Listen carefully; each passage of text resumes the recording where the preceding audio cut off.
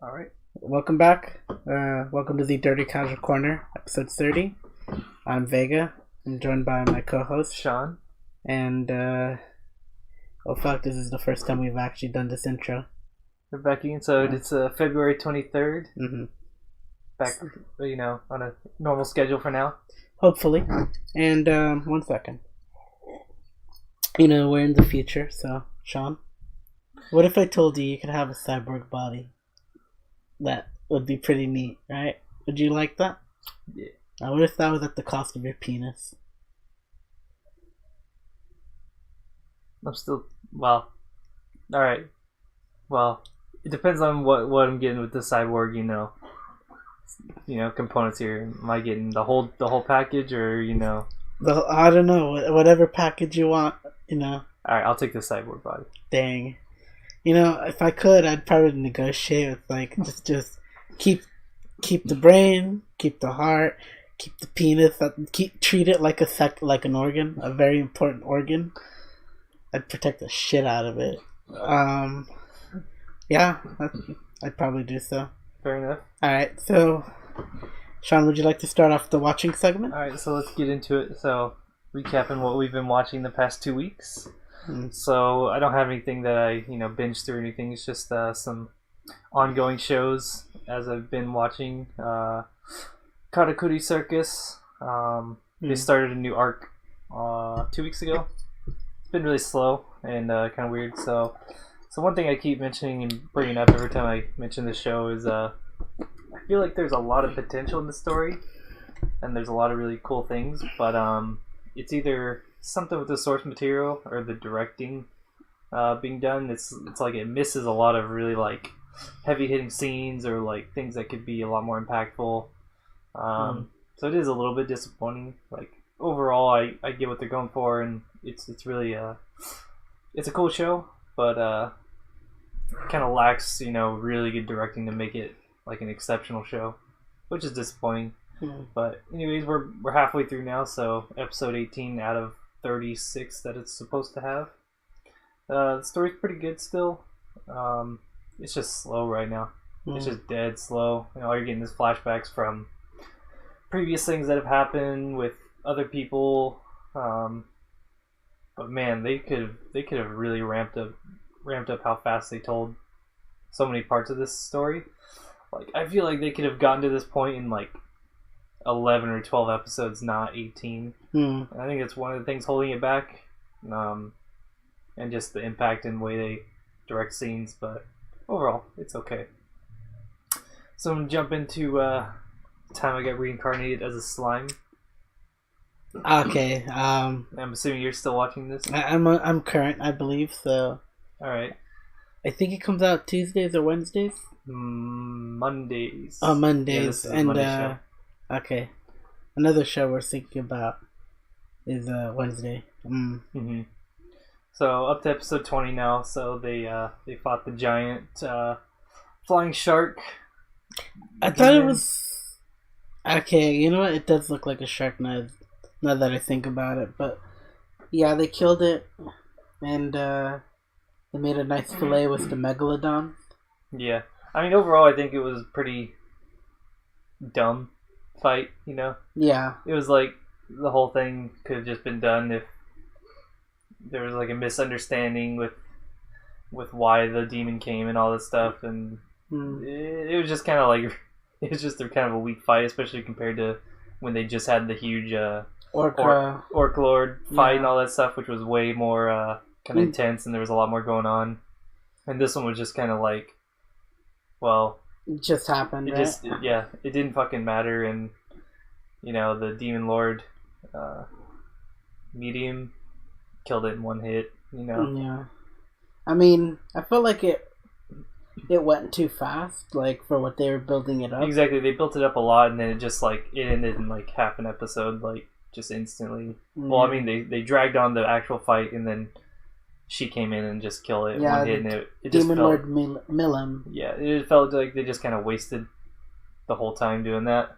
Yeah. So, that was a little boring, and I guess it's probably propagated by, the last few episodes have been boring, because, like, almost nothing has happened. Yeah, no, not at all. The entire last 2 episodes has been just you know, the Forest Kingdom becoming allies with the Dwarf Kingdom and the Human Kingdom, and like that's basically it. It's just been a whole lot of nothing. So you're like hoping for really good action, and then it just turns out to be kind of lackluster.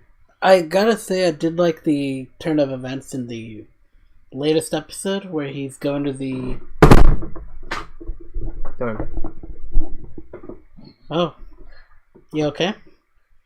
These chairs are very sturdy, and you just fell over again, didn't you? And not at all dangerous for big boys. No, not at all dangerous.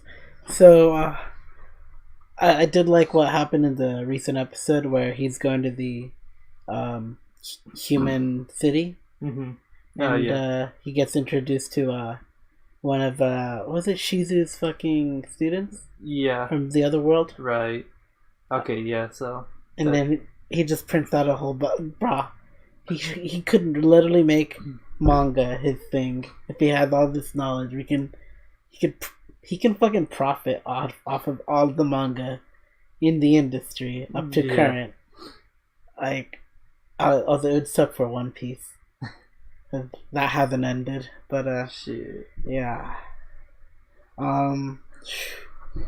Let me think. So yeah, I have heard from people who've read the light novel though that the teacher arc is pretty fucking boring. Oh, I guess I did like the direction it was going. I didn't say it was gonna be good. Yeah, we'll see. We'll see what happens with it. Maybe but it might just kind of cool down and be just kind of a boring. Maybe it'll go by fast. Hopefully. Yeah, maybe they'll rush it. Maybe who knows? We'll see what they do with the adaptation. But now that you say it, it's bad. I'm nervous. That's just what I've heard from light novel readers. So we'll have to see. Yeah. What else have you been watching? So, Boogie Pop Phantom.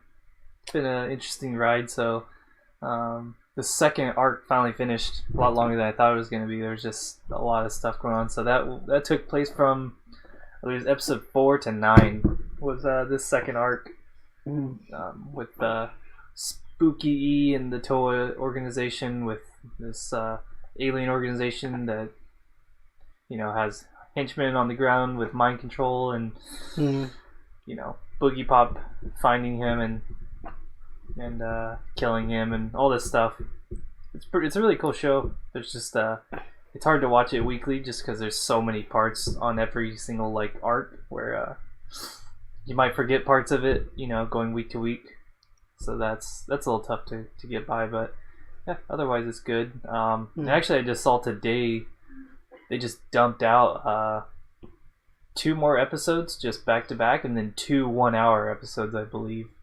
So there's actually almost 3 hours worth of the show out right now that I'm gonna have to catch up on throughout the week. Jesus. Yeah. They just dropped it all of a sudden, And you're telling me to watch the old season first, or? I think it's more worth it to watch this one first because this is a prequel to the old one. Okay. Which would probably give a little bit more context as to a lot of the events that happened in the older one.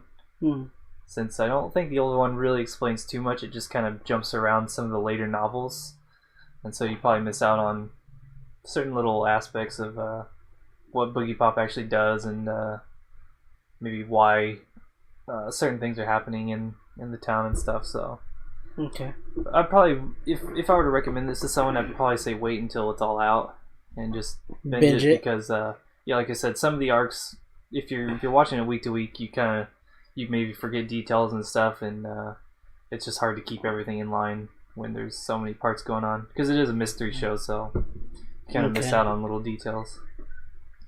So watching Dororo, still this one's one of my favorites this season for sure. I will be watching this because I found it on Hulu. Was it Hulu or Netflix? I don't know what it's like. I mean, it's probably on Hulu because Netflix doesn't do weekly. They do big batch releases with shows. They only released it as an entire, Or was probably, yeah. So it's probably Hulu, if I guess. This show's badass. There's they don't pull any punches. Again, it is from a very old manga, and they just fucking let it all go, man. They just the storytelling is really good. The action's good. Just has a really cool. I don't even know what I'd call it, just supernatural vibe to it. But that's one I'd for sure recommend to anyone who can check that out. Now the last two here, Rising of the Shield Hero. Pretty. Last episode's been okay. Not as good as the beginning. Just there was a lolly introduced, so that's always good. You got the his fucking chocobo. His chocobo turning into a fucking lolly. And there was a few good arcs, action arcs. There was a few good parts to the last episode, just the bath and everything. Mm-hmm. I don't remember last week besides bird chocobo and all that shit. Yeah, so it was they went to the spring after they had saved the town. Oh yeah, from the plant monster. And Dude. then there was kind of like the little plant rape. There's gonna be dozens for this. Hopefully, man. Plant rape. And then then they went to the springs, the hot springs with and then you had Raftalia and Fido kind of fighting and then bonding a little bit. So just a little bit. It was like more of like a character development episode, I guess. So now I feel like I know that I read ahead, but I'm excited to see the what comes up next, only because well, you haven't read the manga for it, right? Mm-hmm. Okay, so all I can say is you're gonna have to get ready to get everything snatched away from you. Like all the good times are gonna be over. Like it's catch and release, you know? Yeah, I mean that's what I was hoping the show would do. So. Yeah, so it's gonna get good, that's for sure. And I mean, it's still good. I like it. All right, for sure. And then the last thing I've been watching, Yakusoka no Neverland, The Promised Neverland. I have yet to watch this, and I know everyone's dick riding it. It's definitely hyped up. I think this one's probably been the most consistently good show that I've been watching so far. Or maybe Dororo has been probably equal, as far as just like every episode is meritable. It's pretty good. Man, yeah, it just keeps building up more and more tension, more and more layers to this whole escape from the house type of deal, and you really get kind of confused as to who's really on whose side, because it seems like there's truths not being told and all this stuff, and it's really cool. There's a lot of badass things going on, and I'm excited to see. I'm assuming the climax is just gonna be the escape, or maybe they'll go further than the escape. I know the escape is not the end of the manga. There's more stuff after, but I've heard that stuff after kind of changes and it's not too good compared to this part of the show. So I hope it just ends with the escape or something, and it's good. I feel like even if they escape, they're still going to be chased. I'm sure, yeah. Because they've already established that the outside world is, very unknown. It's not just like all happy outside of it. It's just it's a lot of extra shit outside of there. So and they don't even know. Yeah, exactly. So yeah, what you been watching, boy? Well, I'd like to start off with something we were watching. Yes. So something we jumped into last week. Yeah. So we ended up watching Battle Angel Alita. We watched it in theaters. We made our review on it a few days ago. Check out the review. It's up right now. Now, I did go see it again yesterday. Oh, so sure. I went by myself. I think I would have preferred to have seen it not in 3D. Not in 3D? Yeah. I heard. What did you think? I think with the 3D, it made things stand out really well. It's just I felt the action bits as the hooks were like, nah.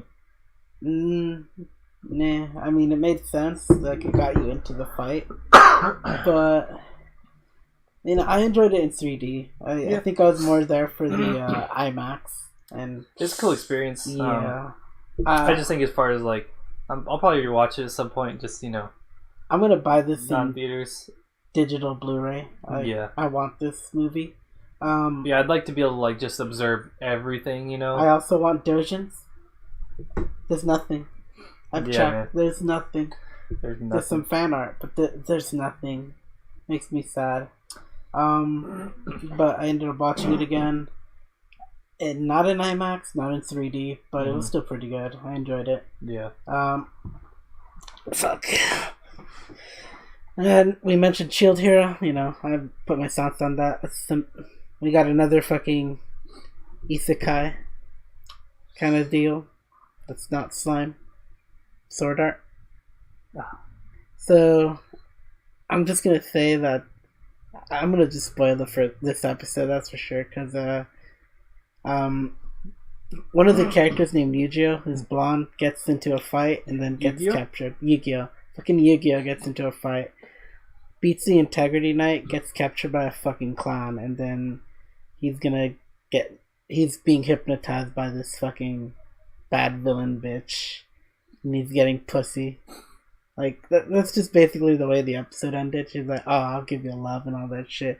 She takes off her dress, and I'm like, oh, wait, he's brain controlling him because of a spell or something, and just, yeah, fucking wrecks himself, man, but he got pussy, so I'm proud of you. That's it.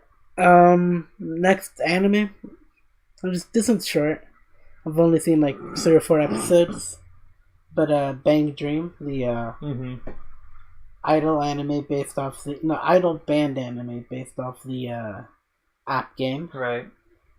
It's pretty cute. It's more or less focusing on how the group meets up, but I'd say the only thing jarring about it is seeing the rail cars.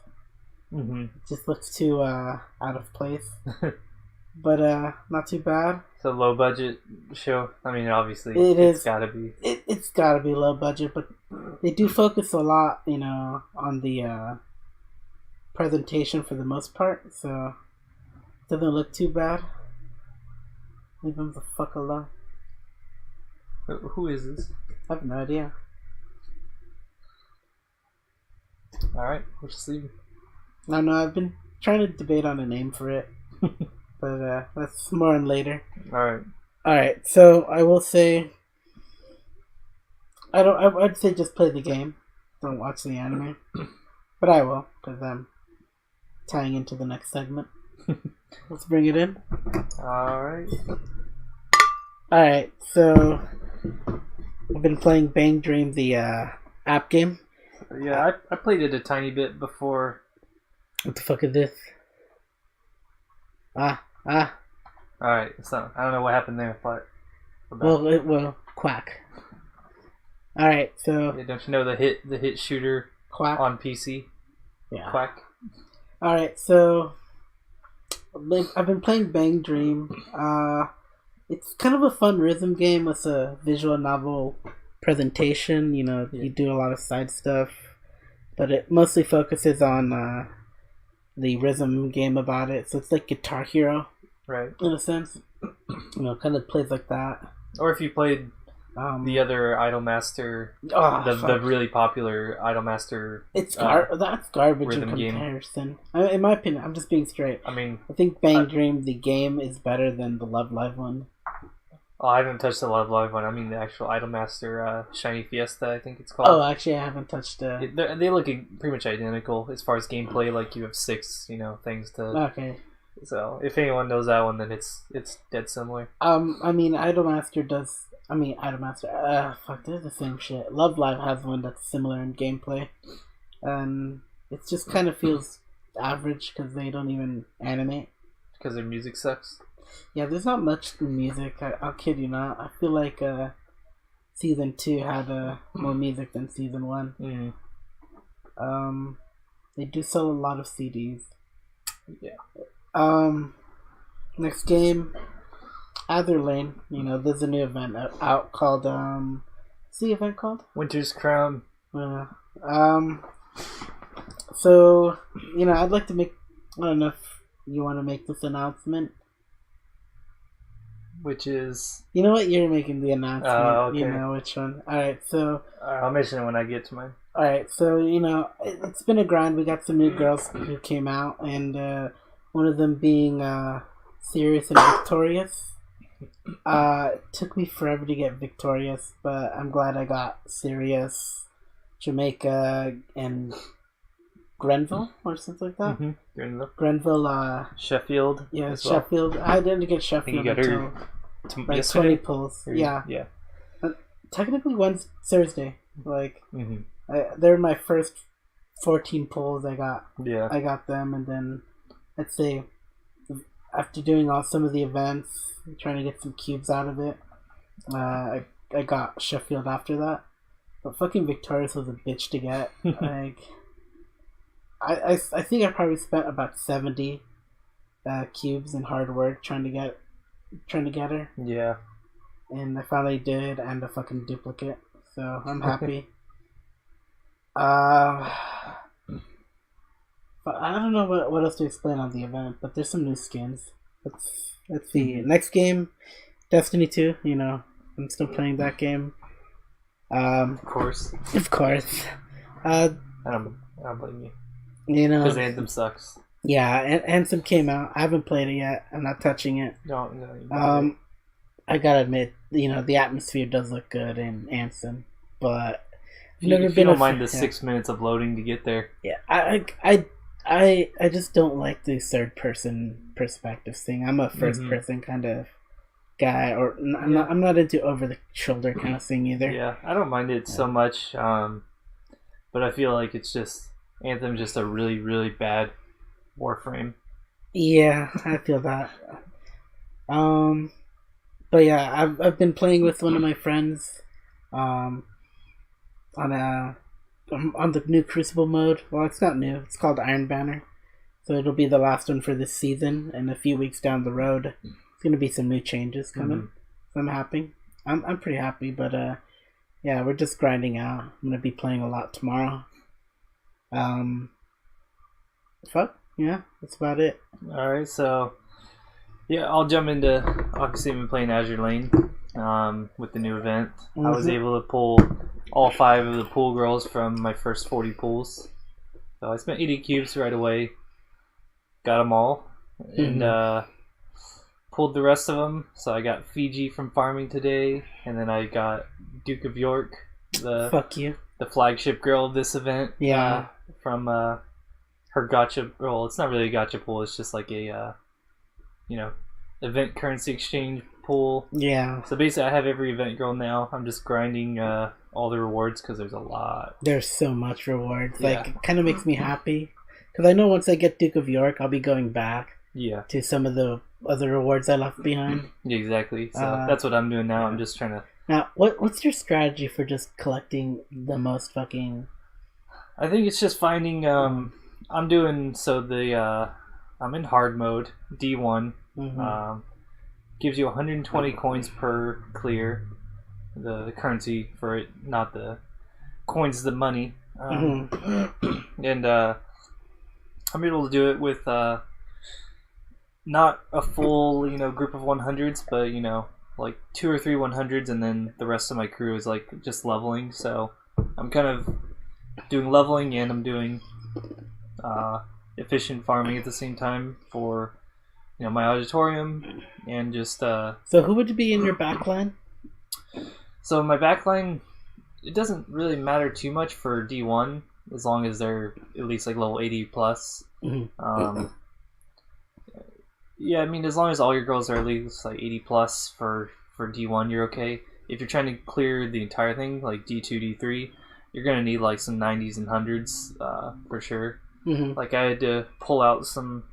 I didn't even really have to, pick and choose specifically for D3. Just had to all be strong girls. And for the EX stage, then I had to kind of experiment around a little bit. Yeah, I'm afraid of the EX stage. It was a little rough. I just did a very, very defensive team with, just keep my front line alive to survive as long as possible. This is just one team, right? Yeah, you only have to fight with one, so just keep the front line alive to but just chip away at the boss.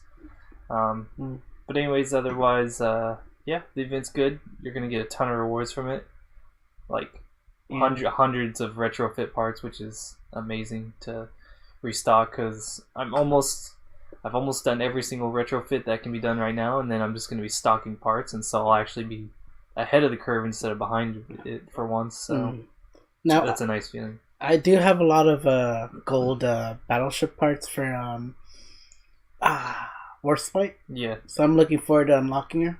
Yeah, I still don't know how much she costs because no one's updated the fucking wiki. I've got 24. On the I think I'm Chinese good. version.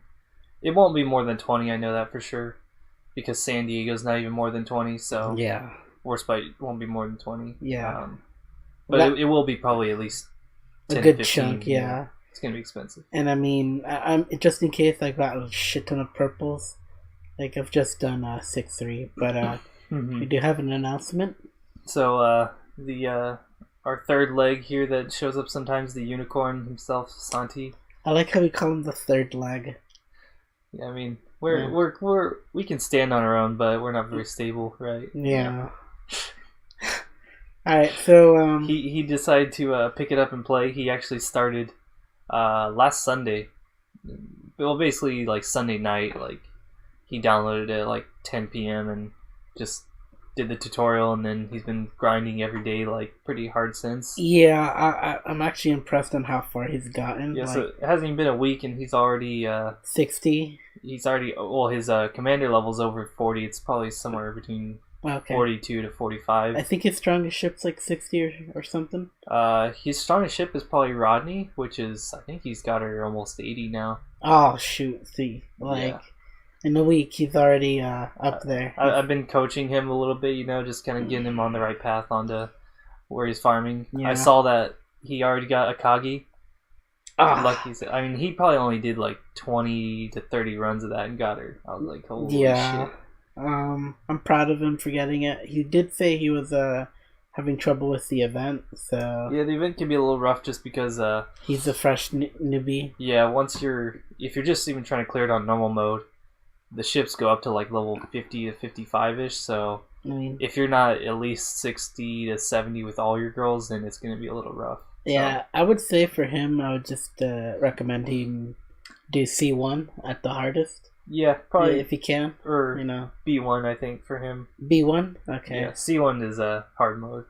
He would get fucking destroyed. I mean, I feel like just for levels and... well, C1 and is harder than B3. Okay, maybe B3. B3 for him or B1? I don't know if he can even do C1. Or B1. Okay. But we'll see. I basically just told him just grind, and yeah. The event's going to be on for, I think, 3 weeks. Maybe it's 2 weeks, but it'll be on a while, so he has time to grind I'm going to do my best to hoard every resource I have. Yeah. Like, no oil's going to go anywhere unless... Yeah. Basically, I'm just burning through the oil, trying to get all the rewards, and just going to save up my coins and my cubes now because I got lucky with all the girls and fucking stoked. I have nothing in cubes, so just took me that long. Like I gotta start from scratch. Yeah, it happens. Yeah, so anyways, otherwise, only other thing I've been playing is a little bit of Valkyria Chronicles 4. So I've been playing this a few weeks back and just kind of dropped it for a while because I was Does it get better? Playing other things. In what way? Okay, so here's the thing. I don't even listen to the story anymore because it's so bad. I honestly I skip every single cutscene and every dialogue. Period. I'm at the point where the story and everything is just so bad. I'm just literally auto skipping through everything and just go straight to the fights. I think the fights are getting interesting. They are getting harder and more interesting, which is fun. I mean, they've been good since the beginning.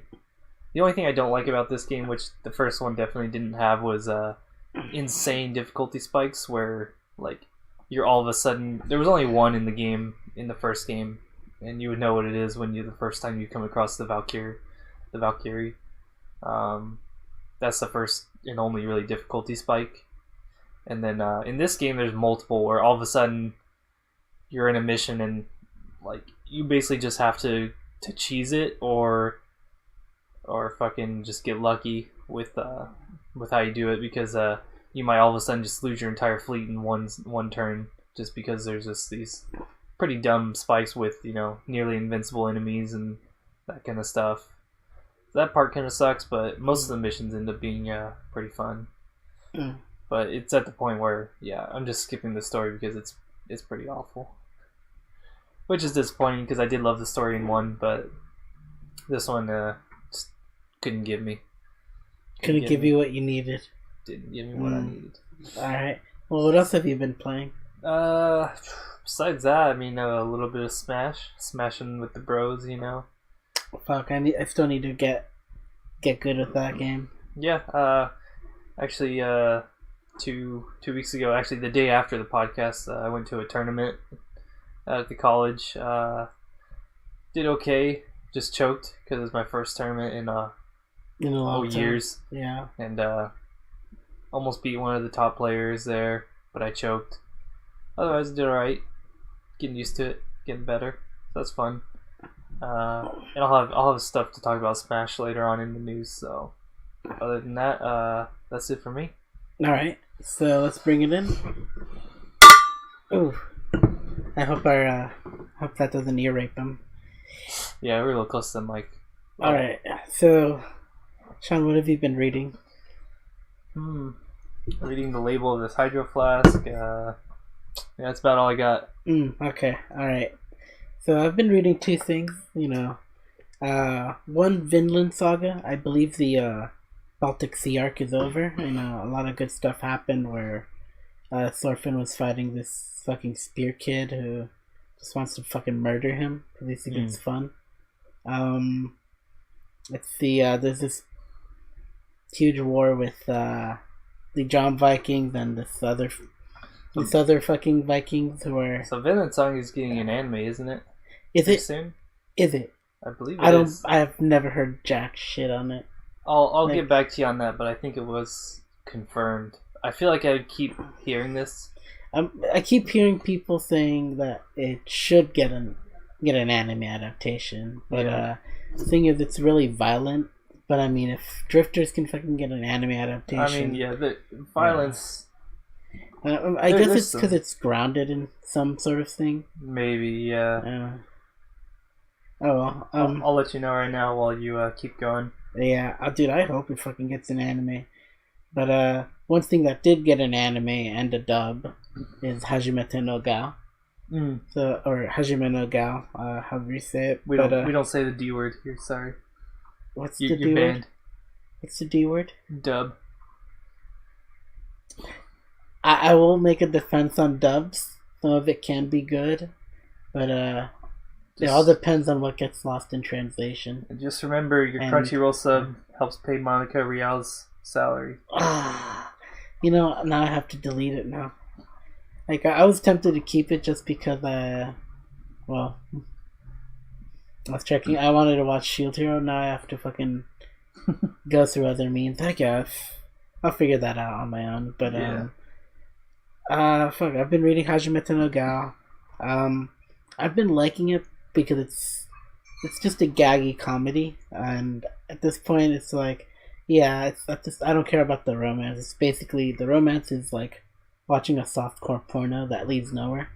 So, you know, I've just been enjoying it as a comedy, and I mean, there's a busty lolly Emoto character. So I can't say I like the relationship he has with her because they're just childhood friends, but I don't want to be, you know, I don't want my significant other to be calling me Oni-chan. I just coward. I just can't, man. It's just coward. That's not a cowardice. That's just fucking dirty to me. It's like calling me daddy. Yeah, that's just the way I see it. But yeah, I've been enjoying it, and that's all I've been reading. So you're okay with One-san? I'm okay. I'm slightly okay with One-san. Just shit, bitch. Just one's a preference. The other one's just sounds more corrupting. While the other one sounds like you're being corrupted. Yeah, Fine. Double standards. Incest is bad. Yeah, I may have double standards, but incest is bad. So yeah, Vinland Saga is getting an anime this year, 100% confirmed. Dude, there's so much good shit to adapt. I'd say the first arc is the best. It's actually going to be on Amazon's streaming service, apparently, the Prime Video streaming service. I do have a Prime account, so that's where you're going to be able to find it. It doesn't say exactly when, but it is this year. They said it's this year sometime, so just to update that. Oh fuck. That thing's heavy. So yeah, you'll get your Vinland Saga. I can't wait to be supporting it because there's so much good stuff in it. Like, yeah, I remember I read a good amount of it a long time ago. So like, I kid you not, the main reason I stuck around is because of the main character, and he goes through a lot of good changes. Mm-hmm. But one character who hasn't changed is this big, huge fucking dude, like guile fucking blonde hair, like. That high, he's fucking man. Like, he just lives to fight. Like, yeah, this guy's wrestling a bear, and like, it's like, okay, yeah, you gotta fucking get going. We gotta call the story. Like, no, I'm having fun. Can we keep this bear? Like, it's like, okay, you can keep the bear, but you gotta decide the war, and he's just being pouty because he just wants to fight. Yeah. So actually, I will mention, as our picture has shown us, an unsettling passage. I should reread that. One thing I have, I guess, quote unquote, been reading is thousands of doujinshi in the past, 2 weeks. As I've been, downloading. Actually, I haven't really been re-downloading anything. I'm just sorting through my collection right now. But I'm actually done so much that I can see the light at the end of the tunnel now. The next thing you gotta do is put shortcuts. That's gonna be in the far future. If I can find a better way to do it than Windows Explorer, because Windows fucking has a terrible file structure system. If I can find some kind of third-party, archival organization program that makes it easy, we can make it. Then I'll do it. But right now it's just like I've said, if I have a doujinshi. Let's say I have a Japanese doujinshi it's in Japanese, and translating everything. First, I'll search and see if that one has a better version or a translation or a decensored version. I'll then which one's high quality? Yeah, exactly. So if it doesn't have a translation, then I'll look and see if there's, if there's a scan or if it's just a digital release, and look for the higher quality versions, all that kind of stuff. Ones with bonus pages. So like. Even though I've got all these doujinshi, some of them I downloaded before I downloaded the more recent versions. So I either have, in some cases, I have 6 to 7 copies of the same doujinshi that I have to fucking sort through. I mean, you're the digital guy for me. Like me, I've got them right here. I mean, I could literally pull the fucking binders up. If I owned every single doujinshi that I have digitally, it'd be well, I would need a fucking warehouse. Yeah, you would not be able to move. I would literally, it would be over 30,000 at this point or something. Dude, one day we will open a library where you can just fucking walk in and just. Yeah. But yeah, I've just been sorting doujinshi, but I'm right now in my main sorting folder. I've got 400 that are all in just pure Japanese that I'm gonna have to. Those are the hardest ones because I have to, cross-reference a bunch of stuff to figure out if I already have it or if I need to re-download it. Because I'm trying to avoid re-downloading anything that I already have sorted. Because that happens sometimes. I'll have the Japanese version and then I'll go, okay, well I need the English version that they have, so I'm going to re-download it, and then it turns out I already had it downloaded. So I'm trying to avoid re-downloading as much as I can. So I have to search through a file, a folder that has over 5,000 doujinshi in it right now that aren't sorted. Yeah. Just to see if, it's in my most recent folder. And once I have those 400 done, I have another 400 in my, newly downloaded folder. Okay, alright. And then I'm so close, and then I can actually transfer everything from my 4 terabyte hard drive to my 8 terabyte and start filling it. On that note, I do have to give you back your hard drive. Oh yeah, that's just a backup, and it's pretty old, so it's a backup of what I'm currently using, and my current one is going to be my backup once I switch to my 8 terabyte, essentially. So. Well, I mean, I knew it was outdated because you had Western stuff in your special folder, and I just uncensored. We'll see. It's not that great, in my opinion. Yeah. So. Anyways, so that's it for me. For reading. I wish I've been reading. Oh, fuck. Forgot there's liquid in there. It's just water. Unfortunately.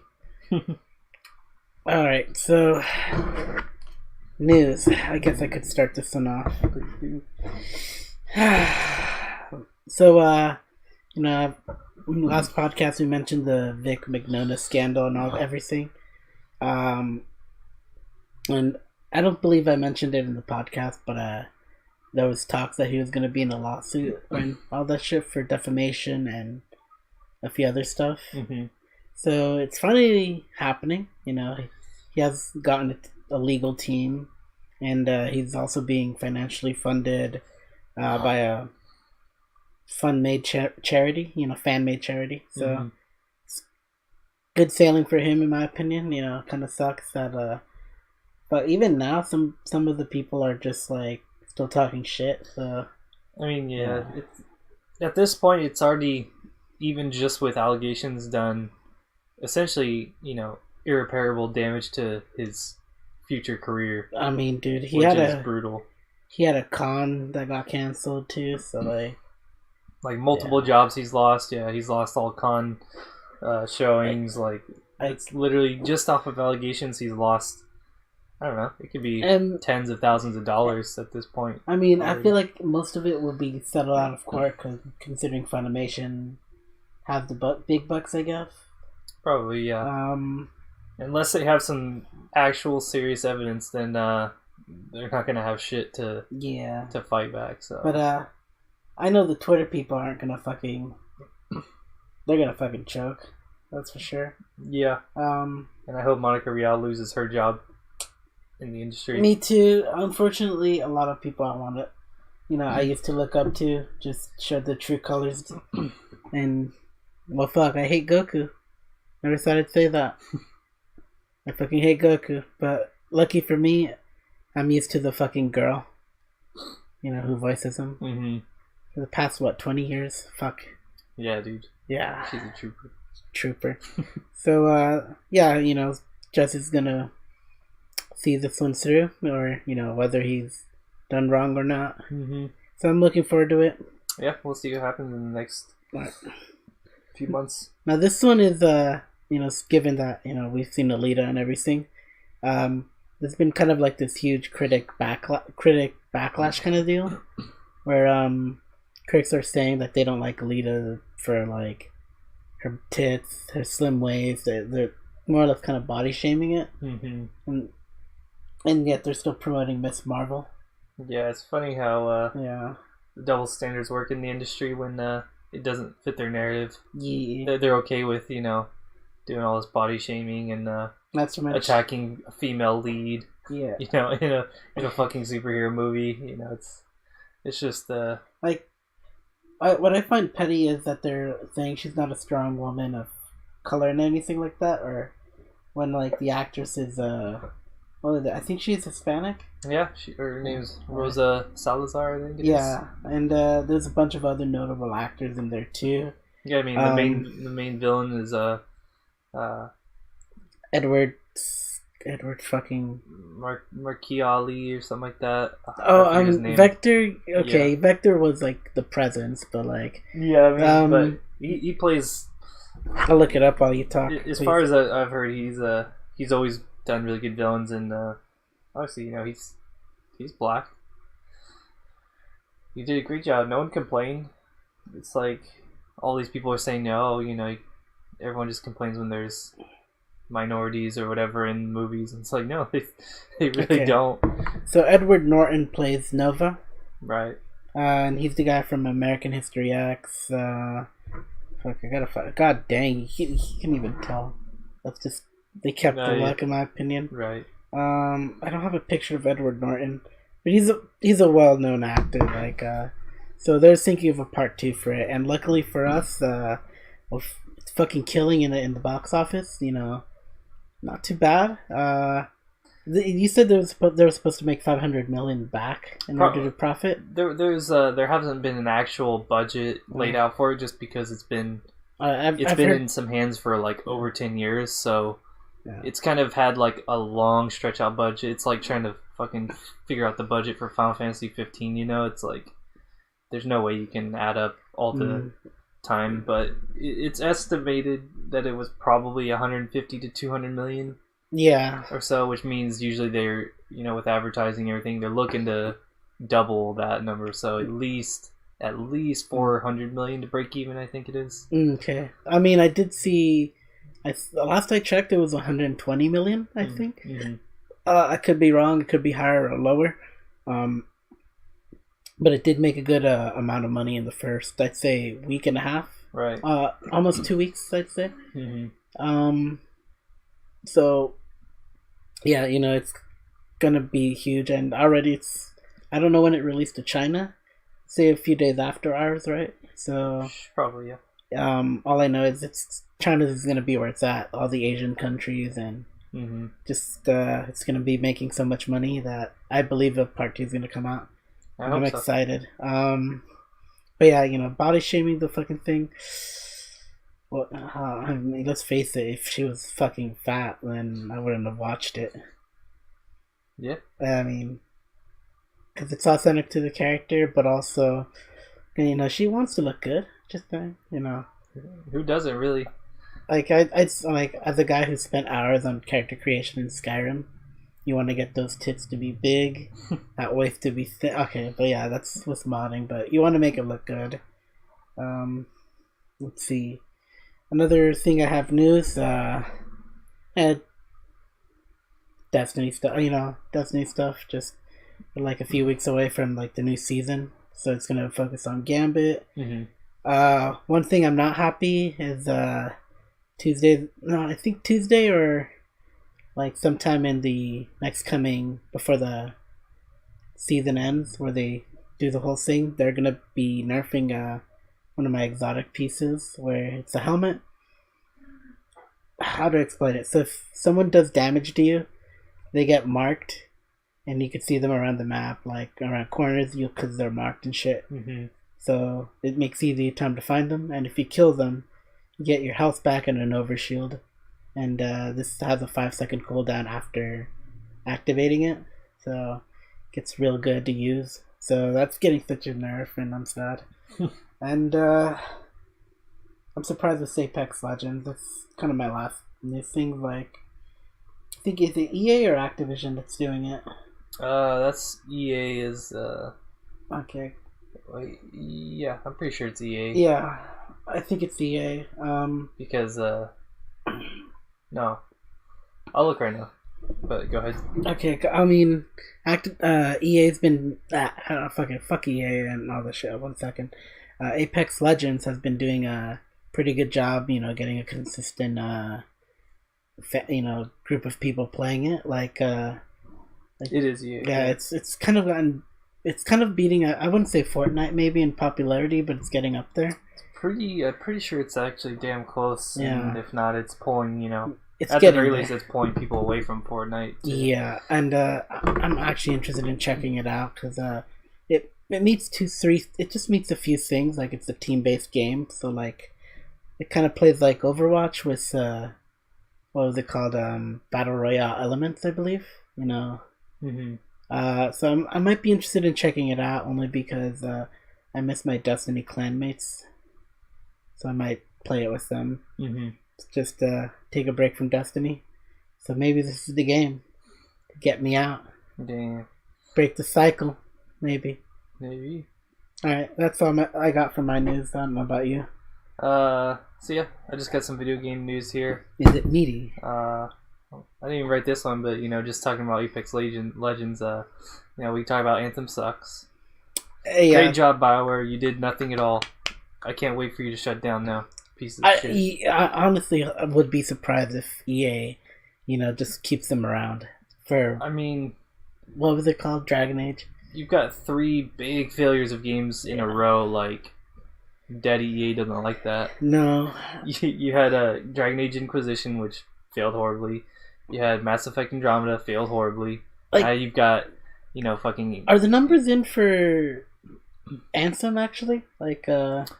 In sales? Because I know they were estimating something. I've seen the review numbers, and the critic and the user scores are lower than Mass Effect Andromeda.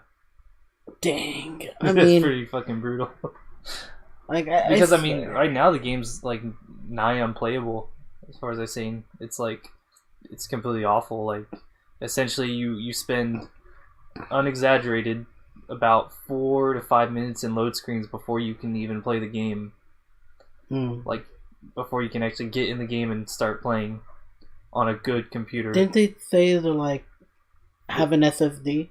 Yeah, there was a day one patch that didn't help, essentially, because before it was actually even longer. You're talking 7 to 8 minutes now. Now we're down to 4 to 5, which is still absurd. That's longer than Sonic 06 and shit like that back in the day, which had the worst loading time in all of video game history. Dang. And this one's multiple times worse. And then on top of that, go ahead. I'm one to complain about loading times because of Destiny and all that shit, but yeah, I know. Imagine if it was 3 times longer. Yeah, I'd never play it. And then imagine if the only thing to do in in-game was what are they called in Destiny? Grind gear. Strikes. I think they are strikes. Yeah. I think it's essentially like that. They call them raids in Anthem, but I believe they're just Destiny not raids. strikes. They're not fucking raids. Yeah. And essentially, all you do is you gather 10 things, go to an area, gather some more 10 things, go to another area, fight some things, go to another area, gather 10 things, fight a boss, and then that's the entire thing. The hardest strikes you can do in Destiny is called the Nightfall strikes, and those ones have a higher light level requirement. You have to be level 500 or above. You have a modifier which it's you kind of kill them, you get points, and depending on how high your modifier, and you got your skulls, to help modify for you and against yourself, so it increases that score. Those things that can get done in 20 minutes. You can go you're incentivized to go through it fast. 15 minutes, you got your multiplier score goes down and your points get deducted. So the opposite happens. But I could get those out in 15 minutes and still get over 100k in high score, which you're incentivized to get after to get the reward for the day. I think I've heard the Anthem strikes or raids, whatever you want to call them. Fucking hard. They're not hard as far as what I've seen. It's just that they actually take 45 minutes to an hour. I've been, from what I've seen, it's in hard. What was it called? Grandmaster 1. People have been beating it in 20 minutes. Then Grandmaster 2. That's tripled in a sense. Yeah. Becomes a 40 to 2 hour activity, and that just seems too long for a game. And they did say it's longer than fucking playing a League of Legends game. Yeah, and I've had fucking clutch games in League of Legends where that goes above an hour. Jesus Christ, one of our games went 3 hours, and we managed it because we put a pink ward for our buddy to teleport while their team tried to go fuck us at our base.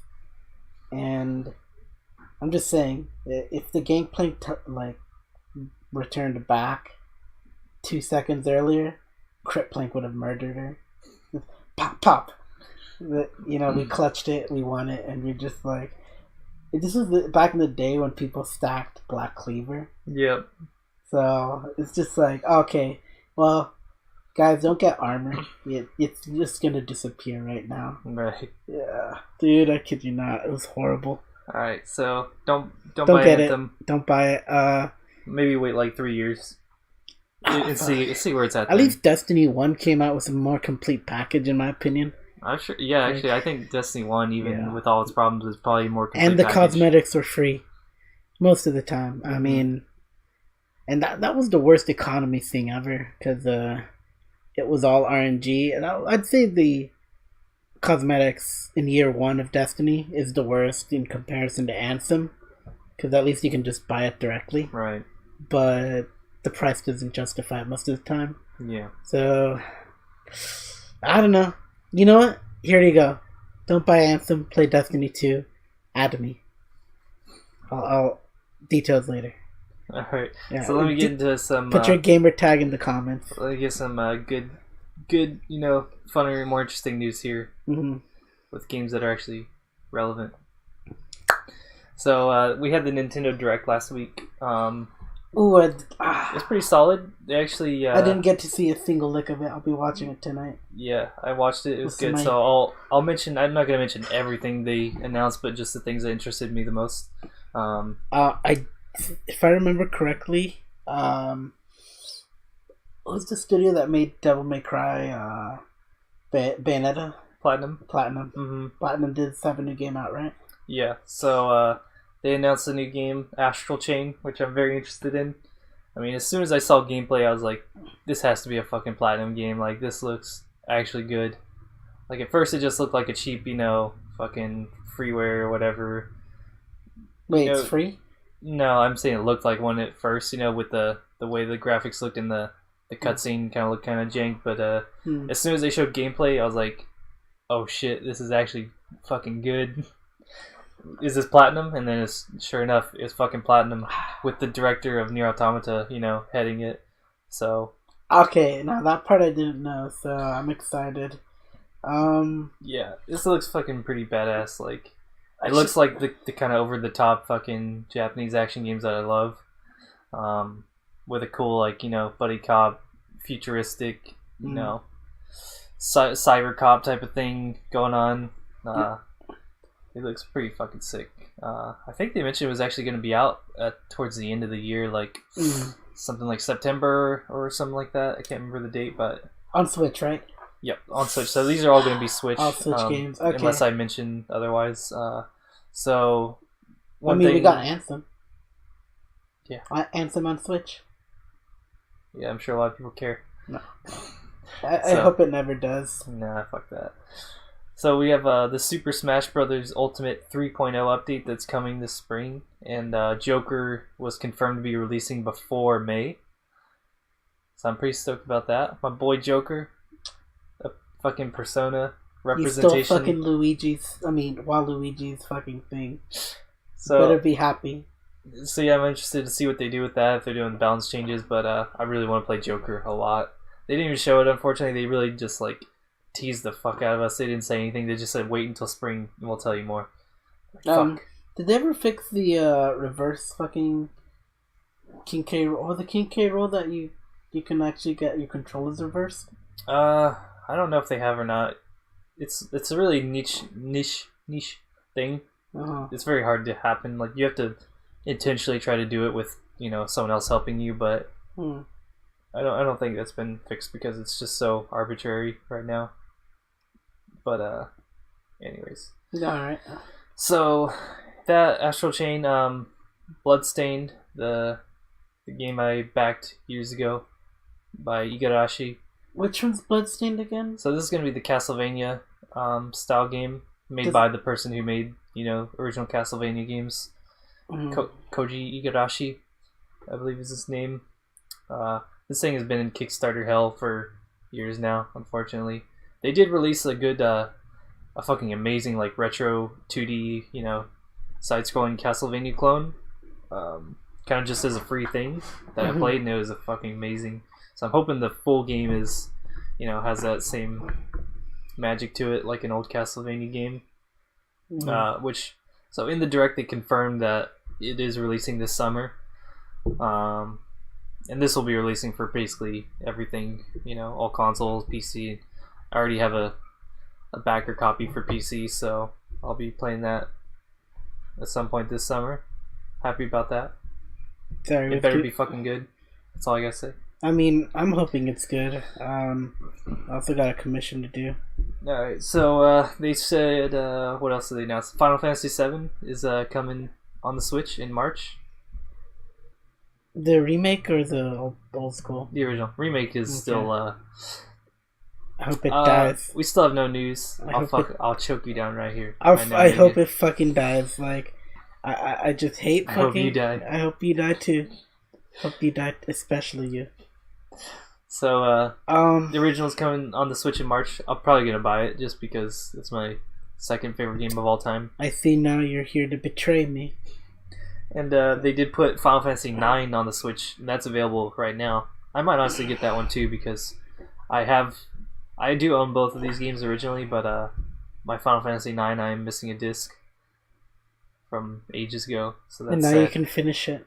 I mean, I finished it recently on emulator, but it was, a little jank on emulator, so I want to get a real copy. And having it on Switch would be convenient. Does she have a voice? Does Cirrus have a voice? She might not.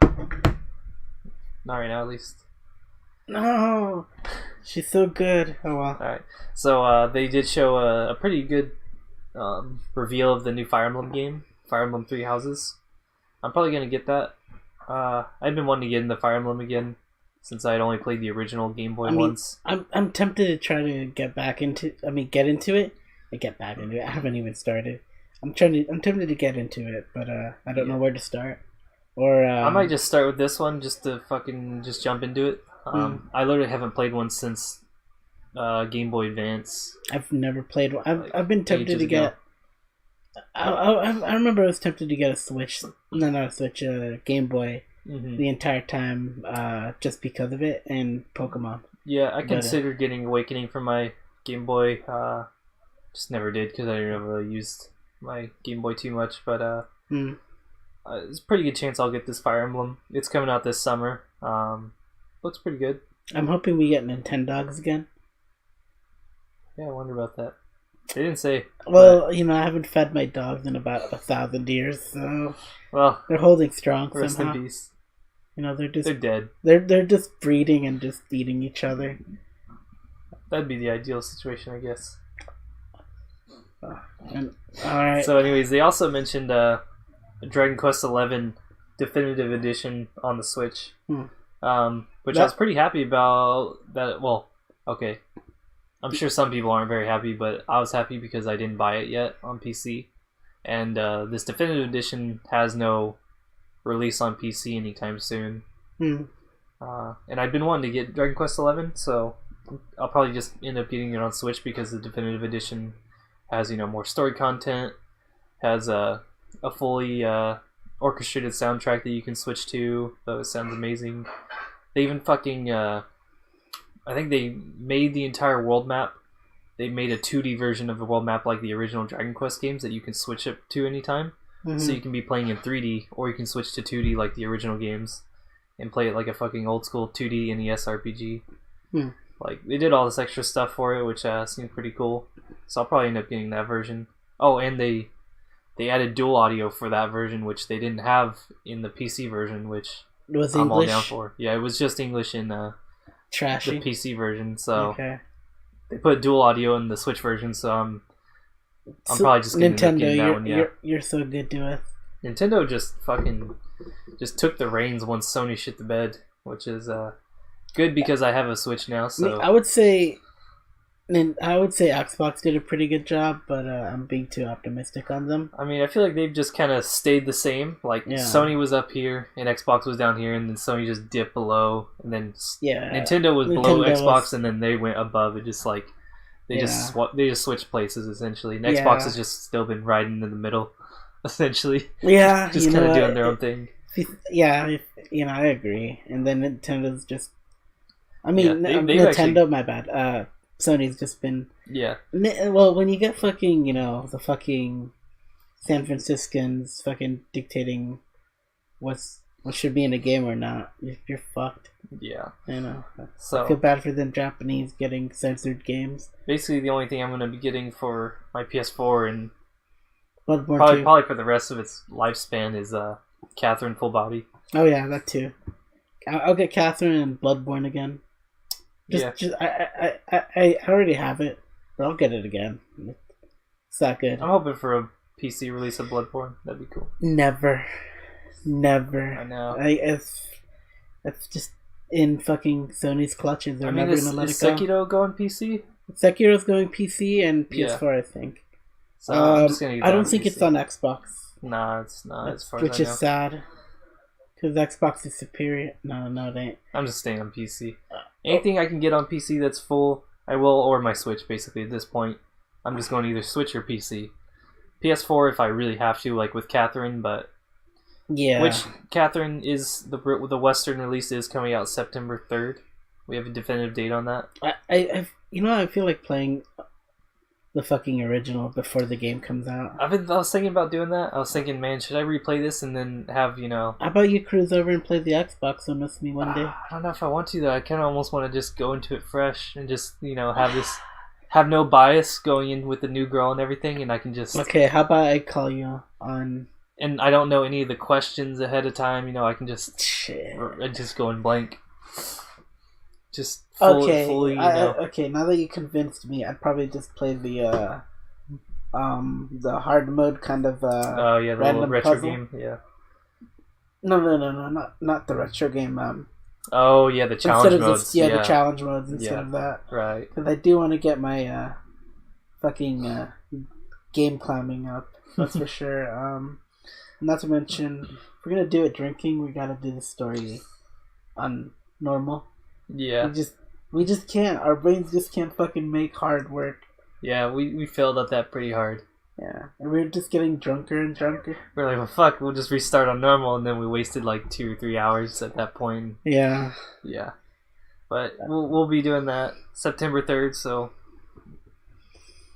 I'm looking forward to it. I'm excited. I just need to pre-order my special edition. It's only $20 more than the standard. Well, let me know when you... Wait, PS4, right? Yeah. Well, let me know so I can make a... Wait, you gotta tell me what goodies you get out of it. Because I remember the original Catherine, you got boxers. I know, I wish it was that good. But this one, you're going to get a sheep plushie, a steelbook, soundtrack, and just, a collector's box, I believe. You just sold me on a plushie. For $20, I get a plushie. Yeah. I'm down. Pretty much. Like all the other stuff's okay, I guess. I mean, it's honestly, if you are a collector, it's a better value, 100%. Because usually that kind of bundle would be like $100. I know because I've bought many collector's Catherine editions. on the Switch, Nintendo, get on it. Atlas, get on it. I'd be down for that. If only they had the And then we'd be making the boy play it. He'd be so... I think he'd go for the fucking good route first try. Probably. And he'd go with Catherine with a K. Honestly, I would probably make him play it with his girl. That'd be a disaster. Oh, that'd be interesting. He'd pick a selection. He's like, "Oh, why? You're lying." Or yeah, you're lying. When he picks the bad selection because he thinks that's right, it's like, "Oh, so what are you trying to say about me?" Exactly. Yeah, dude, I just want to be there. Like, I don't care if we record it. I just want to be right there. That'd be amazing. I want to be the fly on the wall right there. Same. Just fucking I know it never happened, but that'd be amazing. No, I mean, if he can fucking watch My Hero Academy and Hunter x Hunter, she's already questionable in some scenes, Mm-hmm. What's another lewd show? Goblin Slayer and Attack on Titan. Then yeah, he could probably play Catherine. I mean, he could, but not with his girl. His girl in particular, yeah. His girl. No. Alright, so let me get... I would give them $100 just to do it. Just do it for 4 hours. Let us record it. Damn. Alright, so let me get through the rest of this here. Yeah, sorry. Dragging here. We'll be getting to Catherine later once it comes closer, so... We'll be drinking too, so... Yeah. So, actually, this is a surprise that came recently. So, the Hollow Knight is getting a sequel. Hollow Knight Silk Song was announced. I've been meaning to get it. Yeah, Hollow Knight is fucking amazing. And it's kind of funny how it just, they literally had no build up to it. They just said, oh yeah, here, we're releasing a sequel. And like, all of us fucking, plebs were just, every one of the people's fans were just like, oh my god, like, yeah, we just wanted, like, all we were asking for was like to be able to play the other, character in the story, Hornet, and just play through the original game with her. Mm. But instead, they literally made an entire game around her. Like, an entire fucking game just with her. And they're like, why are you so good to us? We don't deserve you. Exactly. So, basically, the new game is supposed to be a sequel around... or maybe it could even technically be a prequel. I don't know where it falls in the story, but you're playing with the other main girl, Hornet. And going through an entirely new world and everything. So I'm really fucking looking forward to that. That should be amazing. And also, another random announcement that just popped up is that Darkest Dungeon is getting a sequel. Just out of nowhere. Darkest Dungeon 2 got announced. I better be on the Switch. Dude, I'm tempted to get the Xbox one and seeing if I can just tinker around with this so I can get some Shindle fucking skins on there. Yeah. That made it all the more worth when I played it. I love playing with the Shindle skins. Dude, it's so good. Like, that's so good, man. Yeah. Like, but, so they didn't really say anything. It was just more like a teaser saying, this is announced. If they can get mods, then it'd be 10 out of 10 on the Switch. You know? Yeah. Some of those classes just saved my ass. Right. And they showed me titty. But, so that's pretty exciting. I mean, this has been a pretty crazy week, honestly, with a lot of game announcements. These weren't in your news segment, you just pulled them up. No, these are in my news, just because they just random things that had popped up, and like, oh shit, where'd this come from? Like, where'd this come from? This developer just fucking announced this game all of a sudden. With the whole Nintendo Direct having the good stuff, like, I was... Nintendo Direct is gone, so I'm happy. Yeah. Wait, Nintendo Direct or the Nintendo... No, not Nintendo Direct, the service. Oh, you mean the Nintendo Live? Share Playhouse? The Share program or whatever? Anyways, I don't know. Yeah, it doesn't matter. It was old news. So the Fury developer, the game Fury, the game bakers, they announced a new game called Haven. Fury was one of my favorite games that I played last year. And this is going to be apparently an RPG. And it looks pretty cool just from the teaser they showed. I mean, they didn't show any gameplay, but I do love Fury a lot. One of my favorites that I played. So I'm looking forward to that. And then the best announcement of all, which was already planned ahead of time. We already knew the announcement was going to happen, but now that the reveal has happened, Path of Exile's new expansion, Synthesis, coming out March 7th.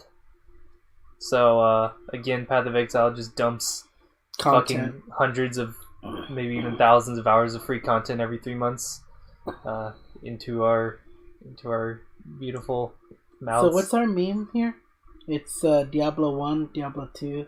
Path of Exile? Yeah. Yeah. I mean, so they just announced this new league. It looks pretty fucking cool. So did you beat the Immortal Syndicate? Yeah, I did. I was like 50-50 on the league. It was like, I did like the changes. I just didn't like the league mechanic too much. It was a little boring, but just because it was more so just like, you know, basic fights with hard enemies, but nothing like groundbreaking. This one is pretty cool. It's essentially you're gonna get these memory fragments and you're gonna dive into the mind of this this guy who you're trying to restore his memories, and you use these fragments to essentially create a level in his mind that you're going to fight through. Is it randomly generated? There's gonna be a lot of randomly generated stuff. Dude, Yeah, that sounds and it's like hype, actually. And like you see this huge map, and there's like little chunks of fragments, and you try to map your way out to get to them with the chunks that you're finding, and so you build these like pathways to his memories, and at the memories that he does remember, there's rewards and bosses and stuff like that you can get to as long as you can make the pathways to them. Dude, and it looks fucking cool. Like, it looks pretty sick, and they're coming out with 6 new skills. Like as a mechanic, I actually understand it. It sounds exciting. It's pretty cool, man. Yeah. It's awesome. Hey, maybe you can play. It's on Xbox for free. Just saying. You won't even let me play on fucking PC. I mean, you could, but I'm just saying. I know you love your Xbox, so. I mean, it's true. It's hard for me to separate. Ooh, actually, a game I did forget to play is Terra Online on Xbox. I never tried that with controller. Shit. It's the same shit. No changes except for the intro. They butchered the fucking intro. Damn. Like for tutorial and shit. Yeah. You get through that shit in 20 minutes. I mean, you can do that now on PC. Honestly, they've pretty much butchered the entire quest system where you don't have to do side quests anymore. You literally can just do the red story quests and level all the way up to max level. Just only that, no side quests, no yellow quests. It's weird. It's weird. I played it pretty recently and did that, and it just felt strange. I mean, it was nice because the original game was pretty fucking grindy. But I did like the original game a lot better. Me too. I think I did like the original better than how it is now.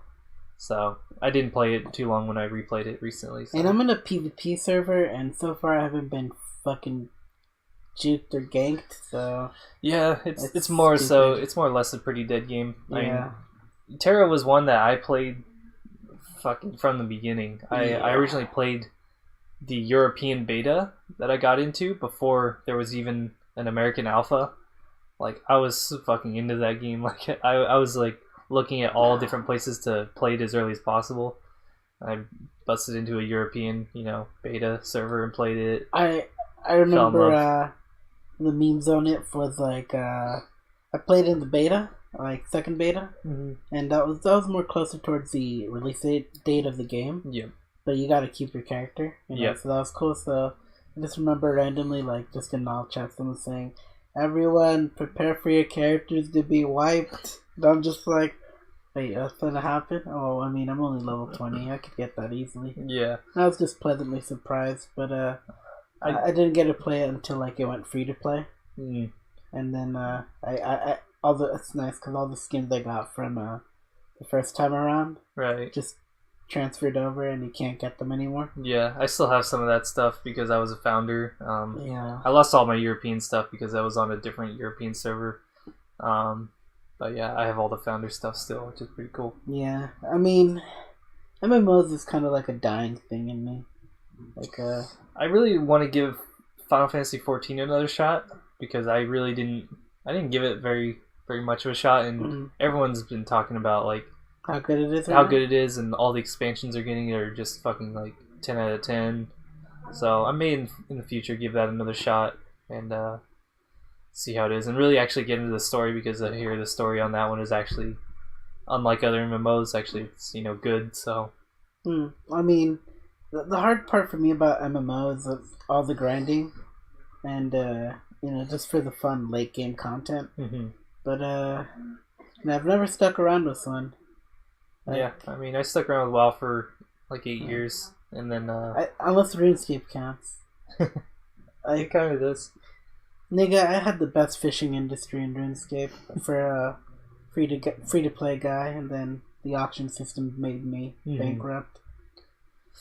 Damn. I did have a good day of sales. Then after that, the dang chinks came in. Yep. Wanna buy fish? This much. Yeah, I used to be pretty addicted to MMOs. I played almost every single free MMO that existed. Same here. Like it was an absurd amount. I had like over 100 at some point that I had played. Like, okay, maybe not that much, but I probably played 20. I was literally just like on MMO Hut, looking at their free to pay list and just going down the list, trying them. Like it's shameful MMO you've ever played? Wizards 101. Oh, okay, that's okay. Well, I'd say mine was Scarlet Blade. That's the Queen's Blade ass fucking MMO. Yeah. Sci-Fi. I mean, yours is lewd, but mine's literally for actual children. Yeah. I mean, well, if you want to go there, Club Penguin. Old I did school. play that too. Original Club Penguin. Gaia. Neopets. I did play a good amount of Neopets. I mean, that's hardly even an online game. I mean, well, it's online, but it's not an MMO. I mean, you could fight other people, so barely. A lot of those games are garbage. So, anyways, let me get to the last news. This is sad news. Oh shit! All right, what is it? Pay some respects here. So, what Reggie Fils-Aime is retiring from Nintendo. Oh no, Reggie Giga? Reggie, after his 15 years of the president of Nintendo of America, I'm kind of sad. He's retiring. I'm kind of sad now. I know. I'll send you his tweet. It was pretty. It was a heartfelt message, but it was the memes for him were just like, we got You got Reggie Ice, Reggie Rock, Reggie Steel, Reggie Gigas, like, and just that guy's face and all the Reggie. Yeah. What other Reggie memes? Anyways, he's like the Gabe Newell meme of fucking Nintendo. He embraced it. He really was like, he's so chill. He loved Nintendo. He loved all the fans and everything. He was a good guy. So yeah, it's sad to see him going. And the guy who's replacing him, hopefully he's just good. As good. You know? We'll see how it goes in the future, but his name actually is Doug Bowser. We found our replacement. And, in terms of memes, I guess we could have gone worse. And don't look for the Doug Bowsette unless you want to be disturbed. Just saying. But anyways, Doug Bowsette, he came at a good time. Okay. So yeah, it's a bit sad. You can look on his Twitter to find his message about retiring. It was a good message. And we've had a good run with you. Thank you, Reggie, for all the memes and honestly just making Nintendo of America a fun place. Exactly. Yeah. All right. So let's get into the topic for this week. What is the topic? Space. The final frontier. I know, it's sci-fi. Okay, so our main topic is sci-fi, generally sci-fi anime. So we've got a few things to just, break it down, make it easy. But first one is, what is sci-fi anime, Sean? It's you're our expert, but we've got some branches we want to flesh out a bit. It is a pretty broad topic. Yeah. I mean, there's a lot of things that can fit into sci-fi. But in general, it emphasizes an imagined future or technological advances, major societal or environmental changes, something usually futuristic that's just completely different than what we know as our current, world. I mean, you could even say post-apocalyptic, you know. So, I mean, in general, it's going to focus on things like space, things like time travel, or things like life on other planets in general. Even if it's Earth, but at a different, time period. You could even say retro, where it's futuristic in the retro sense, etc., like Space Dandy. Mm-hmm. Or Mecha. Yeah, so... but we're talking about that later. We're going to talk about... Just non-mecha stuff. Essentially, we're going to leave out, as far as anime is concerned, leave out mecha because mecha has its own sort of genre. Yeah, we'll talk about it a little later, but not too in-depth. But anything with, futuristic themes, with, like, space operas, like, things with, our world maybe in the future with androids, maybe stuff like that, anything like that. Virtual reality, so... that's all free game here, so... Isekais. Okay, and we're not going to talk about isekai anime. We've talked about that before, so that has its own genre too, but mainly space-related things or futuristic-related things. Or techno... techno-punk kind of things. Right. Cyberpunk. There we go. Cyberpunk, yeah. So, that's the description there. We've got some... we've mentioned some notable shows, Space Dandy, Ghost in the Shell. I mean, I just did. Akira. Very notable. Like one of the most famous sci-fi anime movies. If you get into anime just recently, or are a veteran of anime, chances are you've been recommended to watch Akira, and I'd recommend it. It's a classic. It's like if someone's telling you, if you're in normal movies and someone's like, oh, I want to watch some kind of drama or something like that, then, someone's going to recommend you, like, a classic, like, I don't know, fucking Titanic or something, it's just something that just about anyone's heard of. The James Cameron work, so thank you. Exactly.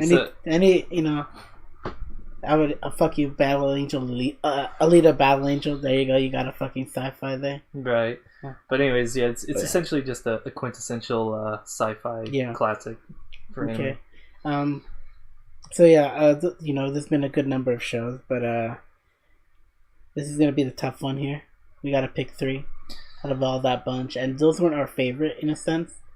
We gotta do 5. We got 5. We gotta do 5. 5. All right, we gotta pick 5. All right, so sci-fi is too good to only bring it down to 3. So Sean, what are your 5 sci-fi shows? Because I know you're gonna mention one, and I just literally got rid of it right now. Okay, so I broke it down. I mean, after I looked at my entire list, I had 20 potential top 5s. And so before that, you had 100. I had to break it down pretty hard. Sci-fi is my favorite genre of regular movies and anime. Same here. So it was tough for me to break down my favorites, but I'll in no particular order here. I'll mention. Let's see. Let's start with Psychopaths. I gotta delete that one too.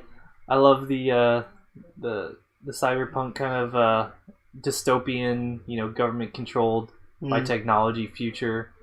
Really fucking badass. Just hit those kind of police state, government controlled totalitarianism. Exactly. Really, high technology, futuristic society stuff. There's so many cool things, and I did like the themes in it about your psychology mattered in society. Mm-hmm. So yeah, essentially the literal thought police. Yeah, there you go, the thought police. And if you think the wrong things, then they'll fucking just blow your head off. Yeah, and no one's gonna ask questions. That's just because how it is. Because they don't need to ask questions because they can see what you're thinking, and that's it. But yeah, Psychopaths, a really cool sci-fi anime with a cool story. Yeah, I would agree. Good music. I would agree with you there. Yeah, one of my favorites. So let me break into another here. This one's more mellow. Time of Eve. I love this show a lot. It's essentially it came out originally as a 5-part OVA, but they compiled it all to a movie, which ends up being an hour and 20, something like that. And this one's about a cafe where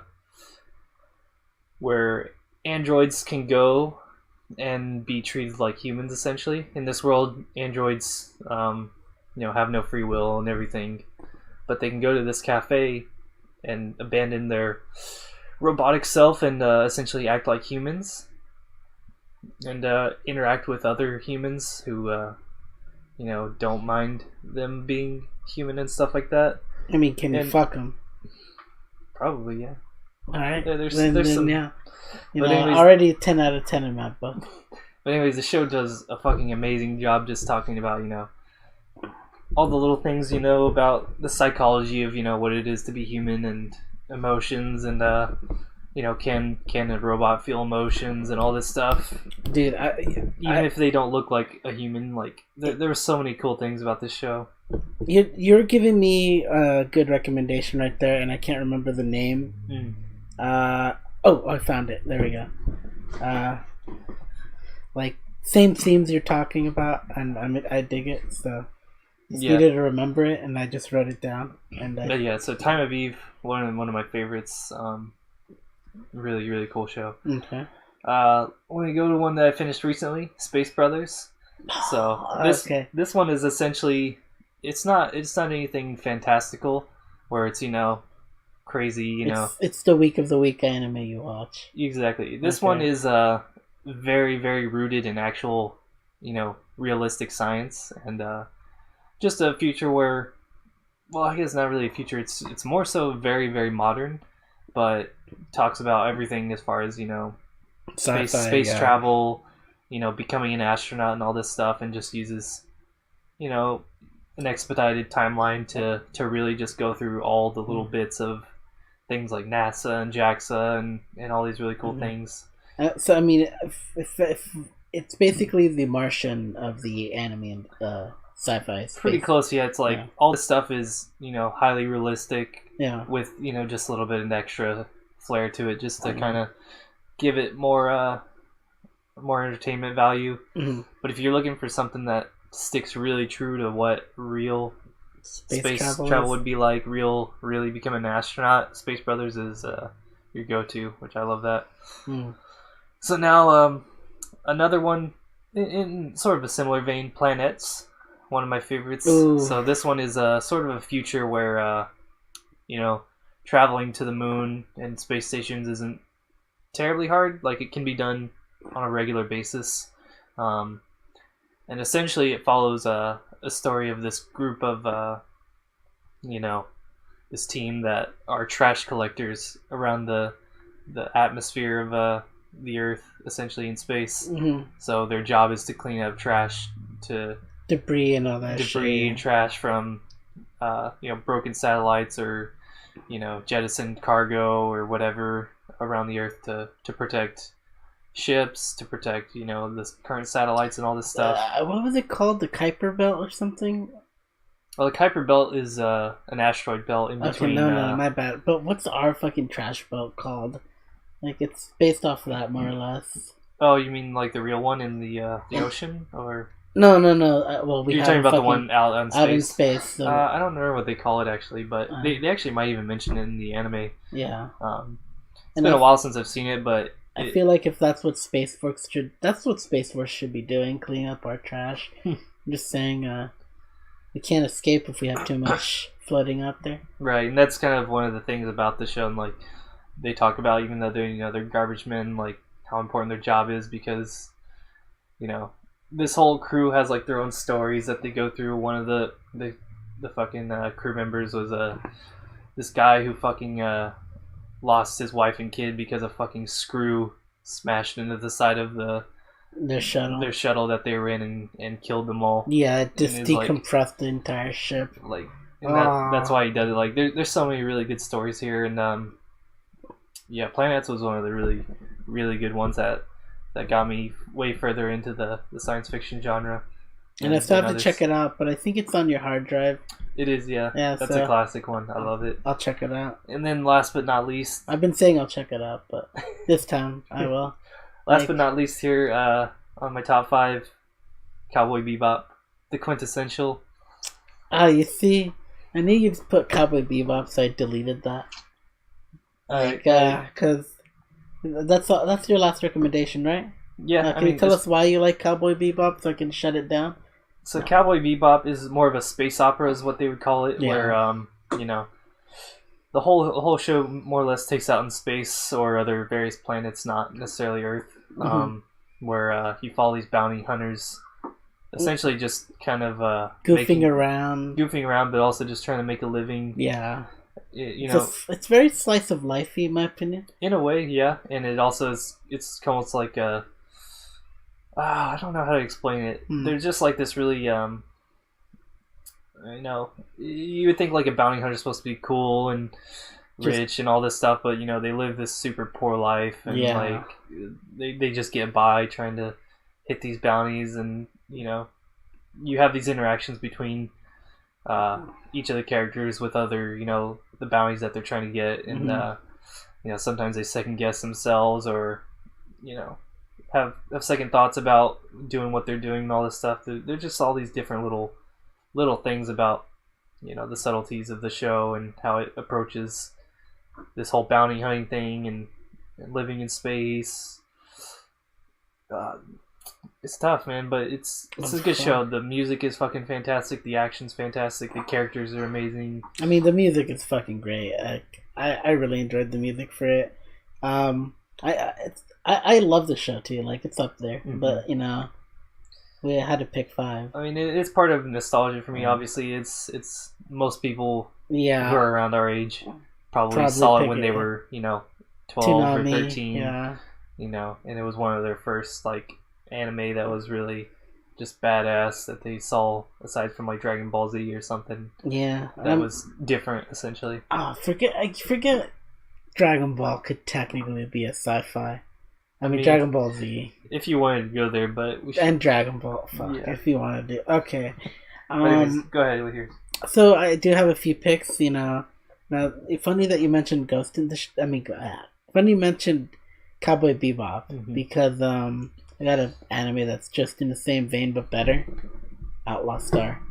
More fun in my opinion. I do think I like Outlaw Star a little better. Yeah, probably overall. But they're both some merits to it. Both are, in my opinion, on equal par to each other. It's got a similar premise where it's bounty hunters. They're doing jobs in the mission, and it's just an Outlaw Star. They're called outlaws instead. And they do have some bounty stuff, but it more or less has a adventure element to it, where you're looking for this missing, what was it called? This missing fucking MacGuffin of riches kind of treasure thing. I think so. It's been a while, but essentially, the difference is Outlaw Star is a lot more action heavy. Yeah, there's a lot more badass stuff going on. Cowboy Bebop is more mellow. And more about I don't know how to explain, just a melodrama, I guess. Yeah, I mean, and I'd say a lot of it's hit or miss. And two, guess he never misses, huh? Okay, it's just I like Cowboy Bebop, but I'm gonna have to give it an Outlaw Star, and I would rewatch Outlaw Star like over and over again, which I hope you have it because I need it. I do. Maybe not on that hard drive, but I have it. Found it online, but it's 70 gigs by Cole Girls. And I can't do it. Yeah, I don't know if that hard drive has it or if my current one does, but I do have it. I can't do it. That's too big. I love the show, but I don't love it that much. It's so fucking big. It's so fucking big. Yes, it is. Next one would be Ghost in the Shell. The fucking sci-fi kind of cyberpunk example. The cyberpunk that started all cyberpunk, more or less. You got fucking, I think it was like Blue. Okay, I mean, there's a bunch of fucking sci-fi anime where they do the whole cyborg kind of thing, or androids and like hacking, and it's all pays homage to. Well, most of it pays homage to Ghost in the Shell in some degree. So it's one of those influential animes where. Remember, even The Simpsons pay a homage to fucking, Ghost in the Shell. Also, nice thing, Akira, that you mentioned.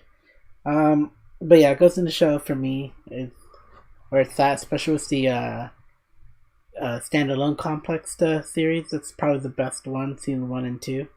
I wouldn't know about Arise much, but it's kind of rebooting the love for Ghost in the Shell, but the classic is still the TV anime. Yeah. Next one would be just my personal thing, Blame. I grew up reading the manga, so when I found out there was gonna be I watched Knights of Sidonia, and I would have picked that if it wasn't for the fact that Blame came out, and that Blame's better in my opinion.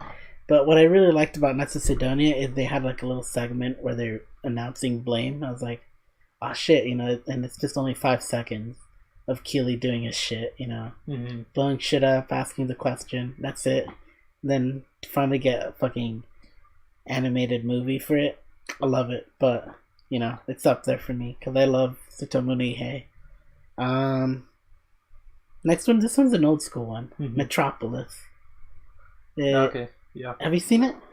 I haven't seen it, but I know of it. Okay, so it's essentially made by Tezuka. I'd say the script, the art, it's just inspired by Tezuka. It involves this guy, this boy who goes to Metropolis with his grandpa under the orders of the UN to kind of check on the city, what's going on, and looking for this criminal doctor. And this criminal doctor is working with the governor of fucking, or a well-influenced person in Metropolis, and he's making his waifu daughter. And the story drags on a little bit in some segments. There's some, it has not aged well, but it is one of those classics where if you come across it, you should watch it. I love the fucking movie. It's legit fucking good. And you probably have seen a fucking blonde girl with short hair about that big, somewhere in some AMVs for sci-fi and shit. So I definitely give it a good recommendation to give it a watch. Does it have anything to do with the book Metropolis, the old book? I think it might have to. Okay. It could be wrong. Does it follow the same similar premise of like Cyborg Girl? I don't remember. I don't think it does. Probably. I know Metropolis was like a big sci-fi book back in the day. That I think it was a manga by Tezuka back in the day. Okay. Like legit. Like when you look at the art in fucking and sci-fi stuff, it's a little cartoony. To be right. It's in the same vein of Astro Boy kind of thing. Okay. So but it's really nice to watch, and I mean, it's nice, well paced, and developed, like story wise. Okay, the novel's really old, 1925. Ooh. I've heard it's really good though. It's set in like 100 years. Well, when it was written, 100 years in the future. So what? 2001. 2026, which we're coming up on. Oh shit! Maybe we'll have Android waifus. Come on, guys! Come on, Elon! You can make it. We can make cat girls. We can make cyborg waifus. But last one for me. This one's just because Battle Angel Alita, and I could say the movie that came out recently, but I ain't, cause it deserves it. But I'm gonna give a shout out to the OVAs. I remember watching it and I was just like, oh dude, I read the manga for this, I'm hype, and I was kind of a little let down that I didn't get more, but it looked good. Like it could have had 50 fucking episodes, hands down, but there wasn't that much support for it, I guess. Right. And I mean, Battle Angel does suffer from a lot of tedious filler in some of its volumes, so maybe not a good adaptation, but the movie, if you want to watch it, I'd recommend it, but I'd recommend you watch the OVAs. Give it a shot. People don't know it. Like, people are just discovering it. So true. I mean, at least...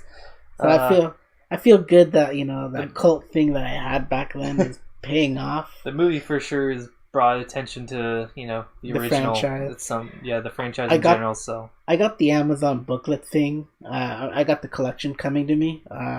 It was sold out, so I'm in line technically. I fully paid. I pre-ordered it, so technically I'm happy. Yeah. But so once it gets here, that's gonna be in my reading segment. I'm gonna binge through that shit. Nice. And I don't know where I'm gonna put it. Figure it out. I've got fucking stuff for days. But now, we say all these things about all the good fucking sci-fi stuff. We could have probably made a bunch of good stuff. We could have added 30 shows in here. For sure. But unfortunately, this isn't talked about often. What's the worst sci-fi you've ever read? I mean, watched. Yeah. Both, technically, I guess. It's Gantz. One of the worst experiences I've ever had. Yeah. With an anime, period. Not even just a sci-fi anime, but just an anime, period. That was just so unenjoyable to watch. Did you watch all of it? I watched the entire first season, and then I watched half of the second season before I was just turned off. Done with it. Like, I just couldn't even bring myself to finish. Like, and I was really, really trying my hardest to just get through it. I tried to read the manga at a, I think it was in Las Vegas Comic-Con convention. And I just could not get past chapter 20. It was boring. I didn't care for the characters.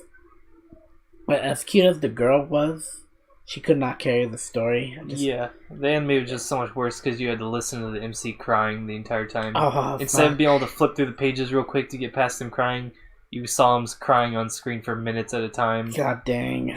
Just screaming and just... Oh, God, it was just... He was such a beta, even though he was the main character.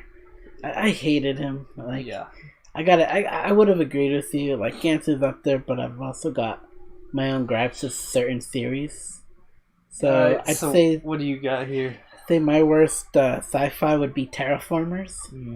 Like, and I would say, this was a pretty close thing runner up for me. But Psychopath season 2 end up. Season 2 was pretty rough. And I haven't seen the movies. I've heard the movie was actually better than season 2. Not as good as season 1, so okay. It's certainly better than season 2. Season 2 was pretty rough. But given that I haven't seen season 2, I couldn't put it in here on good judgment. Yeah. But I kid you not, fucking Terraformers was just the worst anime / manga. It just didn't hold up. It's like Attack on Titan to me. It was all hype. And once that hype just simmered down, and it simmered down pretty quickly in the anime, you just don't give a damn. Everything I read in the manga, I just knew was going to happen in the anime, and I was disappointed that they skipped. Because it started out as an OVA, and it was the prequel to the first Mars expedition. Right. And then them coming back and yeah, we got fucking giant roaches on there. And so they developed this whole thing, send teams of fucking terraformers fucking up there. The build up in the manga was much more better. So that's pulled the Attack on Titan of Aaron's being a scout, he's gonna work his way, and then the bad guys come back and all that shit. Same kind of deal. It's basically just like a bad Starship Troopers. It is. It's just body morphing insect stuff. And mind you, I fucking love Starship Troopers. I take that back. I'm gonna get rid of fucking Ghost in the Shell. Damn. For something even better. Starship Troopers, the OVA anime. Alright. And that's only because the music was so hype. It's so retro. It's like listening to a piece of the 80s. You got the romance song, you got a fucking country western-esque song going in it, and they actually got you unlike the movies by Paul Van Hogen, they brought the mecha designs. It got the Master Chief look on it, visor and everything, and I just love it. It's not it's bad, it's cheesy, but it has a special place in my heart, and it followed the book much more better than the Paul Van Hogen movies. That's my problem with it, because he's trying to make a statement with it, whereas the original was already good source material. Yeah. So fuck Ghost in the Shell. Alright. Get that out of here. Starship Troopers, and that's just because I have a bias. But the worst is Terraformers, which is the worst version of Starship Troopers. Alright. With so much backstabbing, it pissed me off. Oh no. Oh well. But this is just gonna be a little teaser. But Mecha, we'll have a full segment. But for one thing you love, one thing you hate. A show or just what? Just a show. Okay. Because Mecha is a fucking all sci-fi. A show I love, Gurren Lagann, 100%. Most unique mecha show I've ever seen, for sure. Ooh. Not Ava. Okay, actually take that back. I'm sorry to say, the Gurren Lagann does have the design. But Ava's actually going in my least favorite. That's fine. You've mentioned it before. I don't like Ava. And I've accepted it. Honestly, the meta thing about Ava is just how the director hates otakus and all that shit. Otaku culture back then. The reboot movies are his opinions on otaku culture now. And otakus hate him, so it's alright. It's fine.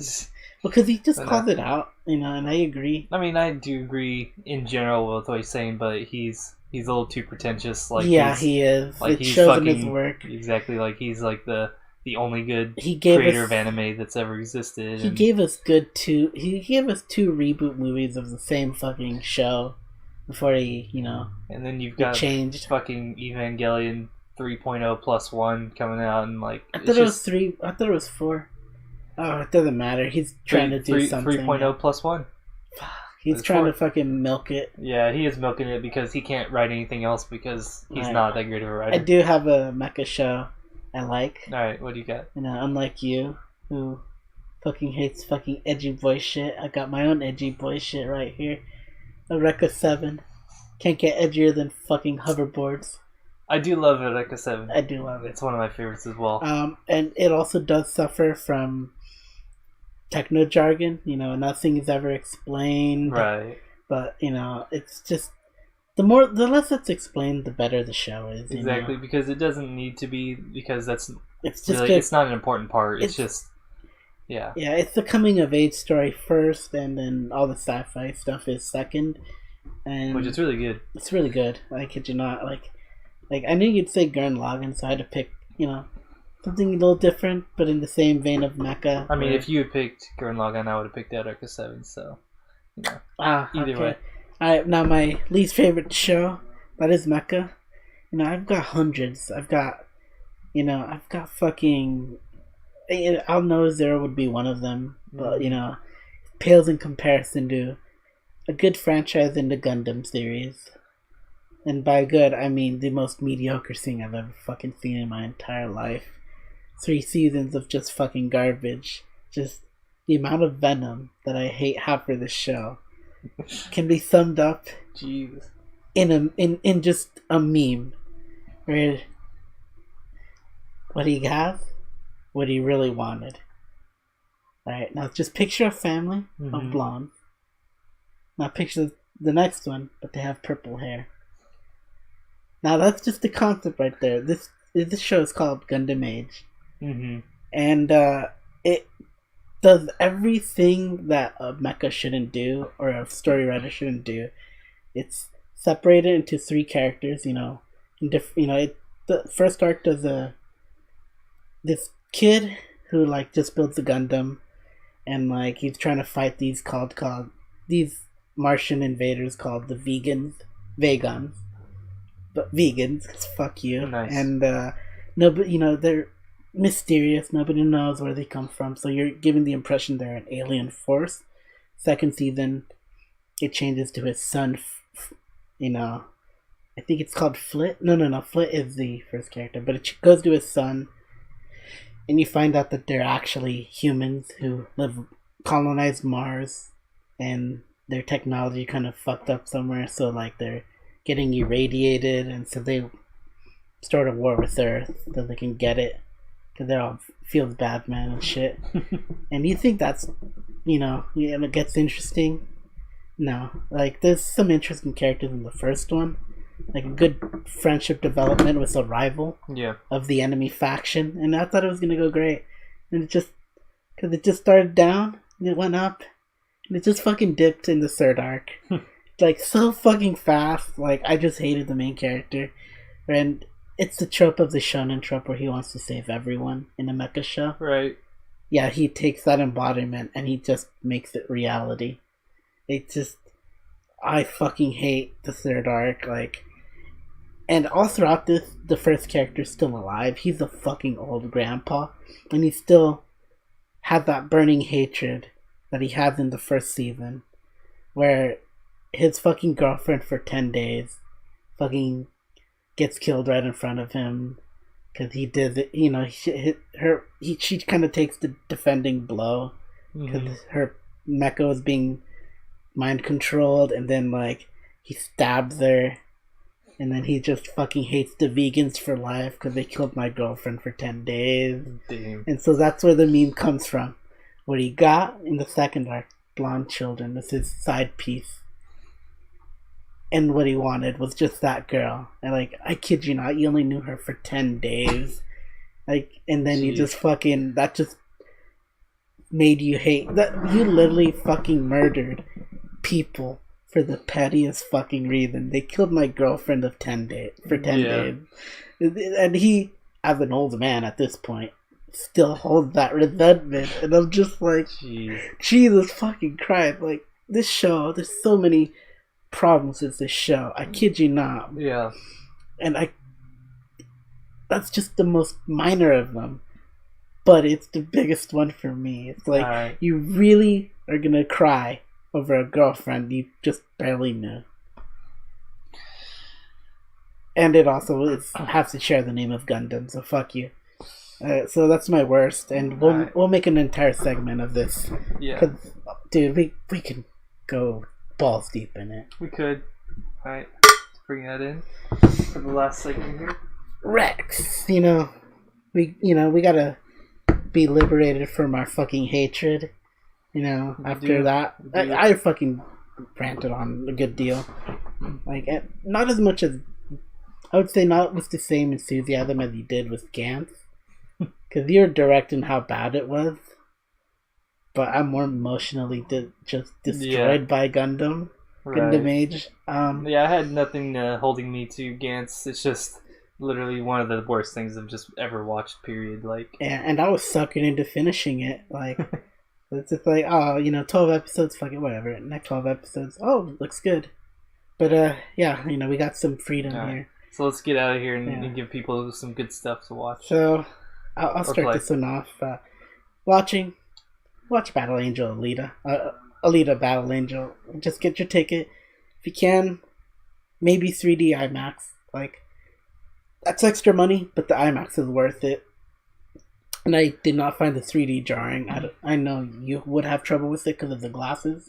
I mean, I didn't find it jarring. It's just like, I think the movie was actually really beautiful, and I kind of wanted to take in everything without having things pop out to me with other things in the background, so much. But I think that was about it. It's I would have rather taken in everything. But, I mean, it's a good experience to see in 3D. But especially with the speaker system, man. But I'll definitely rewatch it at some point with, being able to just more or less, take in everything around it and just enjoy that more. But it was not bad. Yeah. I gotta say, man, I would fucking watch that again.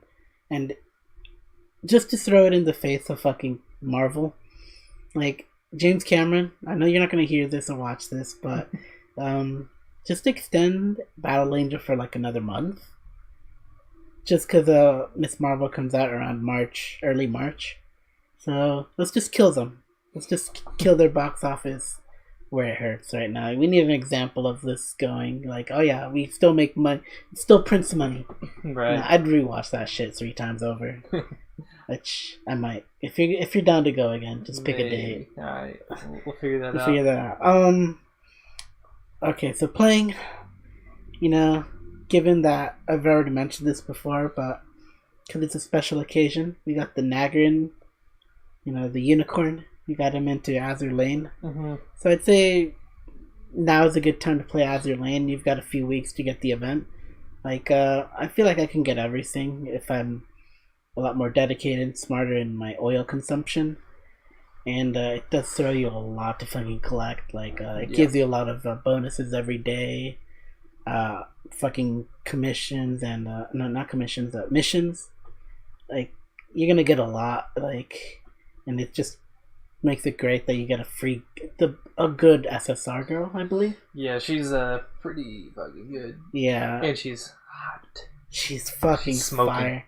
I mean, in my opinion, I probably would have taken Sirius over her in terms of looks, but I'm down with the vampire aesthetic though. That's my shit. I gotta admit, the vampire aesthetic is nice, and I mean, I'm already waifu to vampire herself, so I might as well. Yeah, might as well keep finish going the with circle. So yeah, play Azur Lane. Like, you could just start fresh and still make it through this event. Like, yeah, I mean, Santi's doing it. You can get about at least halfway through it without problems and get a lot of rewards still. Yeah, so. It's a fun game though. I mean, I'm hoping we can direct Santi to maximize this event. Yeah. Yeah. I'm trying to get him grinded, but I mean, it's tough when all your gear's blue and trash and you have nothing. Yeah. But anyway. Now, for this one, reading. Can you guess? Battle Angel Alita? Yeah.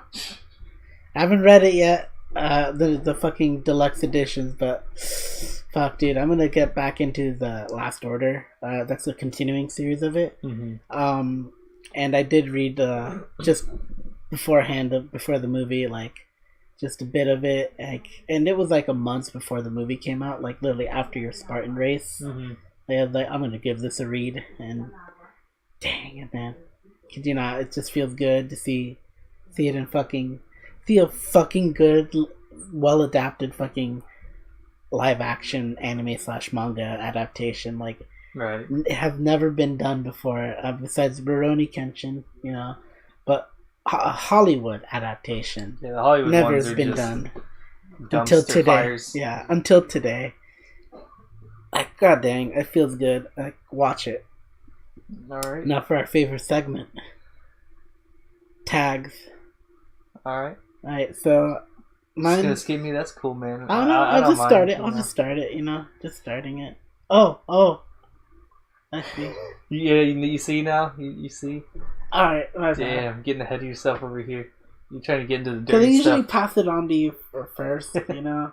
So yeah. All Okay, right. my bad. Well, let me just get real quick recommendations out there. I would say, to fit in with our sci-fi theme of earlier. Yeah. I'd say play Valhalla. It's on PC. Valhalla 1. Dang. Yeah. That's a good one. It's a cyberpunk kind of future dystopian thing, but you don't really see it anyways because you're a bartender and you really just hear everything from your customers and your regulars as you serve them drinks. And I mentioned it before in the cast, but it's cool how they'll ask for something, but if you really really know what they like and you can really like manipulate the drink system, you can pour them different drinks. And if they do like it, they'll actually give you different story elements and stuff like that. They'll actually tell you different things that you wouldn't get if you just gave them exactly what they wanted all the time. So it's got a cool system that it's a bit expansive and they're making a second one. They are making a sequel. I forget when that's coming out. I'll have to look into that again. But I did love the original game. It has a fucking banging soundtrack that you can just be chilling, do your bartending while you just listen to that, listen to the stories of all these, like humans, these robots. I think there's been some fan dubs of it for some of the characters. I could see that, yeah. It definitely had a pretty good following. Yeah. But it's a cool, unique sci-fi game, and who doesn't want to fucking be a bartender in a cyberpunk world? I mean, it's badass. I have dabbled in a little bit of cocktailing, so all I know is how to make the basics, the blended basic stuff. You know, mimosas, easy. No. There's a craft to it, especially when you're doing anything with fruit. Right. Like, I finally managed to find a recipe with fresh peaches that don't involve having the peel dye everything, an ugly thing. But yeah, Valhalla 1, and then, interesting game. And then for anime, one that I mentioned earlier, one of my favorites, Planets. Check it out. It's I guess it's technically getting up there in years. It's probably over 10 years old now, I think. I feel like it came out in the mid. This is by the guy who made Vinland Saga, so it's getting an anime soon. If I'm happy. That's news to me. That's the news that matters. But yeah, it's a really good sci-fi show. Has great characters, great story. Check that one out for sure. That's one of my classics. Now, reading. Let's see. What should you read? I don't know. I can't read. Stay in school, kids. Stay in school. Not tags. Busting tags here. What you got for us? I know you're fired up to get it going. Yeah. Okay. So this one, I wanted to bring a tag that kind of isn't on X, to be fair, but you do have stuff like zombie and all that shit. But necrophilia. Oh yeah, I went there. I didn't see a tag so when I was searching, but I'm sure you could. It's I'll help you out later. Yeah. Okay, so necrophilia.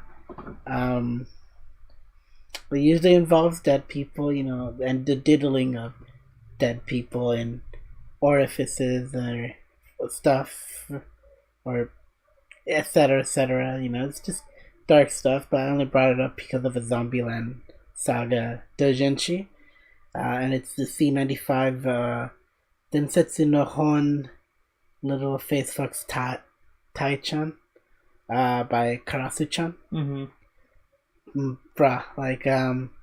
So I'm a huge fan of Tai Yamada, the legend, the woman, the myth, the legend, Tai Yamada, and we're gonna have to bring the rant section for just CR awards. You mean the My Hero Academia awards? Yeah. Okay, so this is gonna relate because my tag is necrophilia / zombie. So Tai Yamada deserved to have been nominated for the best voice actress like just because and she'd been up there with Kotaro because but this girl literally did nothing but groan, moan, and all I am happy that Kotaro won Best Boy. Yeah, I am too. Oh wait, no, he didn't. He won Best Voice Actor. Yeah, voice actor. Best boy was Deku, obviously. As always, it's fucking. I mean, My Hero Academia won every single award it was nominated for, except for Best Animation, which went to Violet Evergarden. Which, Best if it fight didn't, scene, dude, honestly, I did see a few of the fight scenes, and I would have given it to Boruto. Because it was a pretty well animated hype fight scene. A lot of hand motions and blocking and parrying and all that shit. But yeah, fucking My Hero. This is a problem with just fucking base stuff. Yeah, I mean, I voted, obviously. Well, you voted through my proxy. Exactly. Through me as a proxy. But then when I actually went on Twitch and they had a predictions thing, I basically predicted it all right, and I just went with whatever is the most popular in the category, and obviously that's what won. Yeah, I mean, that's because they should really do, like, a staff pick thing, like, like, these animes, and then, instead of, like, voting for... Have a limited voting pool thing. Help get me on there. I'll fucking host next year's anime awards. I mean, like, the way I mean, obviously all the award shows are usually pretty shit, but at least the way the video game awards work is that the people voting only count for a smaller amount versus the actual, like, the critics. Panel and the critics and everything. Yeah. They have a much larger, pool in the votes. They have like 80%, and the people voting have like 20% of what actually counts or whatever. So they have, like, let's be fair, they had better fucking categories in the video game awards than ours. Like, exactly. Ours felt so basic. Like you could have had one for each genre, like best romance, best. They could have, yeah. I mean, they just went really basic, which just to fit with the normies, and put out My Hero Academia in almost every slot just so it could win. Like, I'm surprised. Well, didn't fucking Devilman Crybaby win Anime of the Year? It won Anime of the Year just because My Hero Academia wasn't nominated, probably. Yeah, like... That's basically the only reason, yeah. My Hero kind of isn't that great. But Devilman Crybaby was extremely popular, too, because obviously it was on Netflix, too, and it was talked about a lot, so... Yeah. I basically thought that was going to win, even though Yuru Camp or, A Place Further Than the Universe should have won. And Violet. Actually... I feel like Violet didn't Violet win Best Animated Show? It did win Best Animation, not Animated Show, but it obviously should have, because there was literally nothing that compared to Violet Evergarden's quality. Like, if you look at it objectively, no, it really didn't. Like that shit blew it out of the water. I think the closest thing would be A Place Further Than the Universe. Even so, that was still pretty low budget. If you look at them side by side, Violet Evergarden looks like a fucking... Yeah, it stands out a lot more. It looks like the budget was 10x whatever, Yeah. And it probably was, honestly. I mean, you did take a year for the show, so it's gonna show. Like, it was just absurd how high quality it was, which, if it didn't win that, then that would have just been the dumbest shit I've ever seen. Yeah, fucking... But now, let's be fair, Best Heroine was gonna be fucking... Tayamada, and Best Actress could have been Tayamada. Yeah. And now let's get back into my Dojin tag. I mean, what, Bunny Girl won Best Girl? Shit. She wasn't the best. She wasn't even the best girl in her own show. No, and okay, who would have been our pick for Best Girl again? Was it Hinata? I think we either picked Hinata or what's her name, Anzu. Hinamatsuri. Honestly, like, if I think about it, Hinata shouldn't have been the pick in Further Than the Universe. It should have been what was her name? The main girl? The main girl. I think I could have seen that. She maybe had a little bit more popularity in the show. Yeah, Hinata felt more impactful in my opinion because of her character. Right, she was definitely she stood out a lot in the show, but Crunchyroll and Busty lollies, man.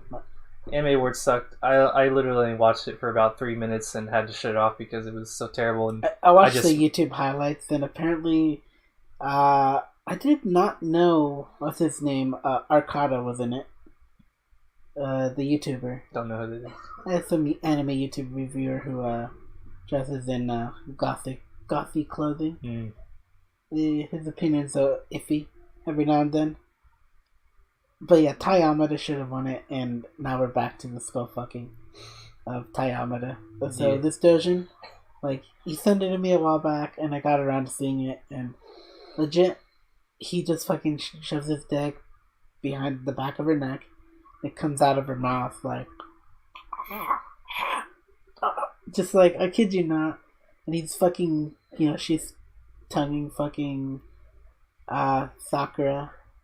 Was it Sakura? Might have been. I can't remember. Dang, that shit came out literally a few weeks ago. I mean, I should have looked at the Dojin again because I haven't seen it since 2 or 3 weeks ago. She ends up just tonguing her, and then on top of that, she's also getting dick behind by Kotaro. So just like, it was really gaggy because it started off as a blowjob, and then just she bites. Bad zombie. It's like, fucking loved it. It's fucking good. And I mean, just wanted to be an edgy boy and pick a edgy fucking tag. Necro. Just alright. But it's not. It's not always dead bodies. It's sometimes good shit. So I'm gonna pick one that I've brought up before here. MILF. MILF. Yeah. I don't think Mogadon's ever done a MILF Dojin. Probably not necessarily. I mean, he does have the art, style to make it work, but yeah, he doesn't. Bruh, like, he doesn't do it though. Tell me that's not 14. I don't want to believe it. Yeah, I don't know about that. Yeah. So, anyways, I'm gonna reference a specific artist, not a Dojin. I probably even mentioned this artist before. Sugi G, Sugi space yes. G. This fool makes like every woman in his Dojins like Bayonetta levels of fucking hot. They're fucking good. They're good. Every single one of them are just like fire. Absurdly hot. Fucking fire. Like to the point where you're just like, I just go back and look at them sometimes just to look at the art. And I'm like, damn, this shit's nice. Just when I need a little pick me up, I'm just like, you know what? I'm just gonna jump in here real quick. Looks good. I'm surprised I haven't seen him do any Bayonetta art because you'll have to send me this Dojin later. Some of his girls fucking look like Bayonetta in it, but if he just went all out and did a Bayonetta Dojin, that would be some good shit. Some very good shit. Yeah. So yeah, let's just recap a little bit. Watch Battle Angel, read Battle Angel, watch Planets. Play Valhalla. Oh, what was my playing again?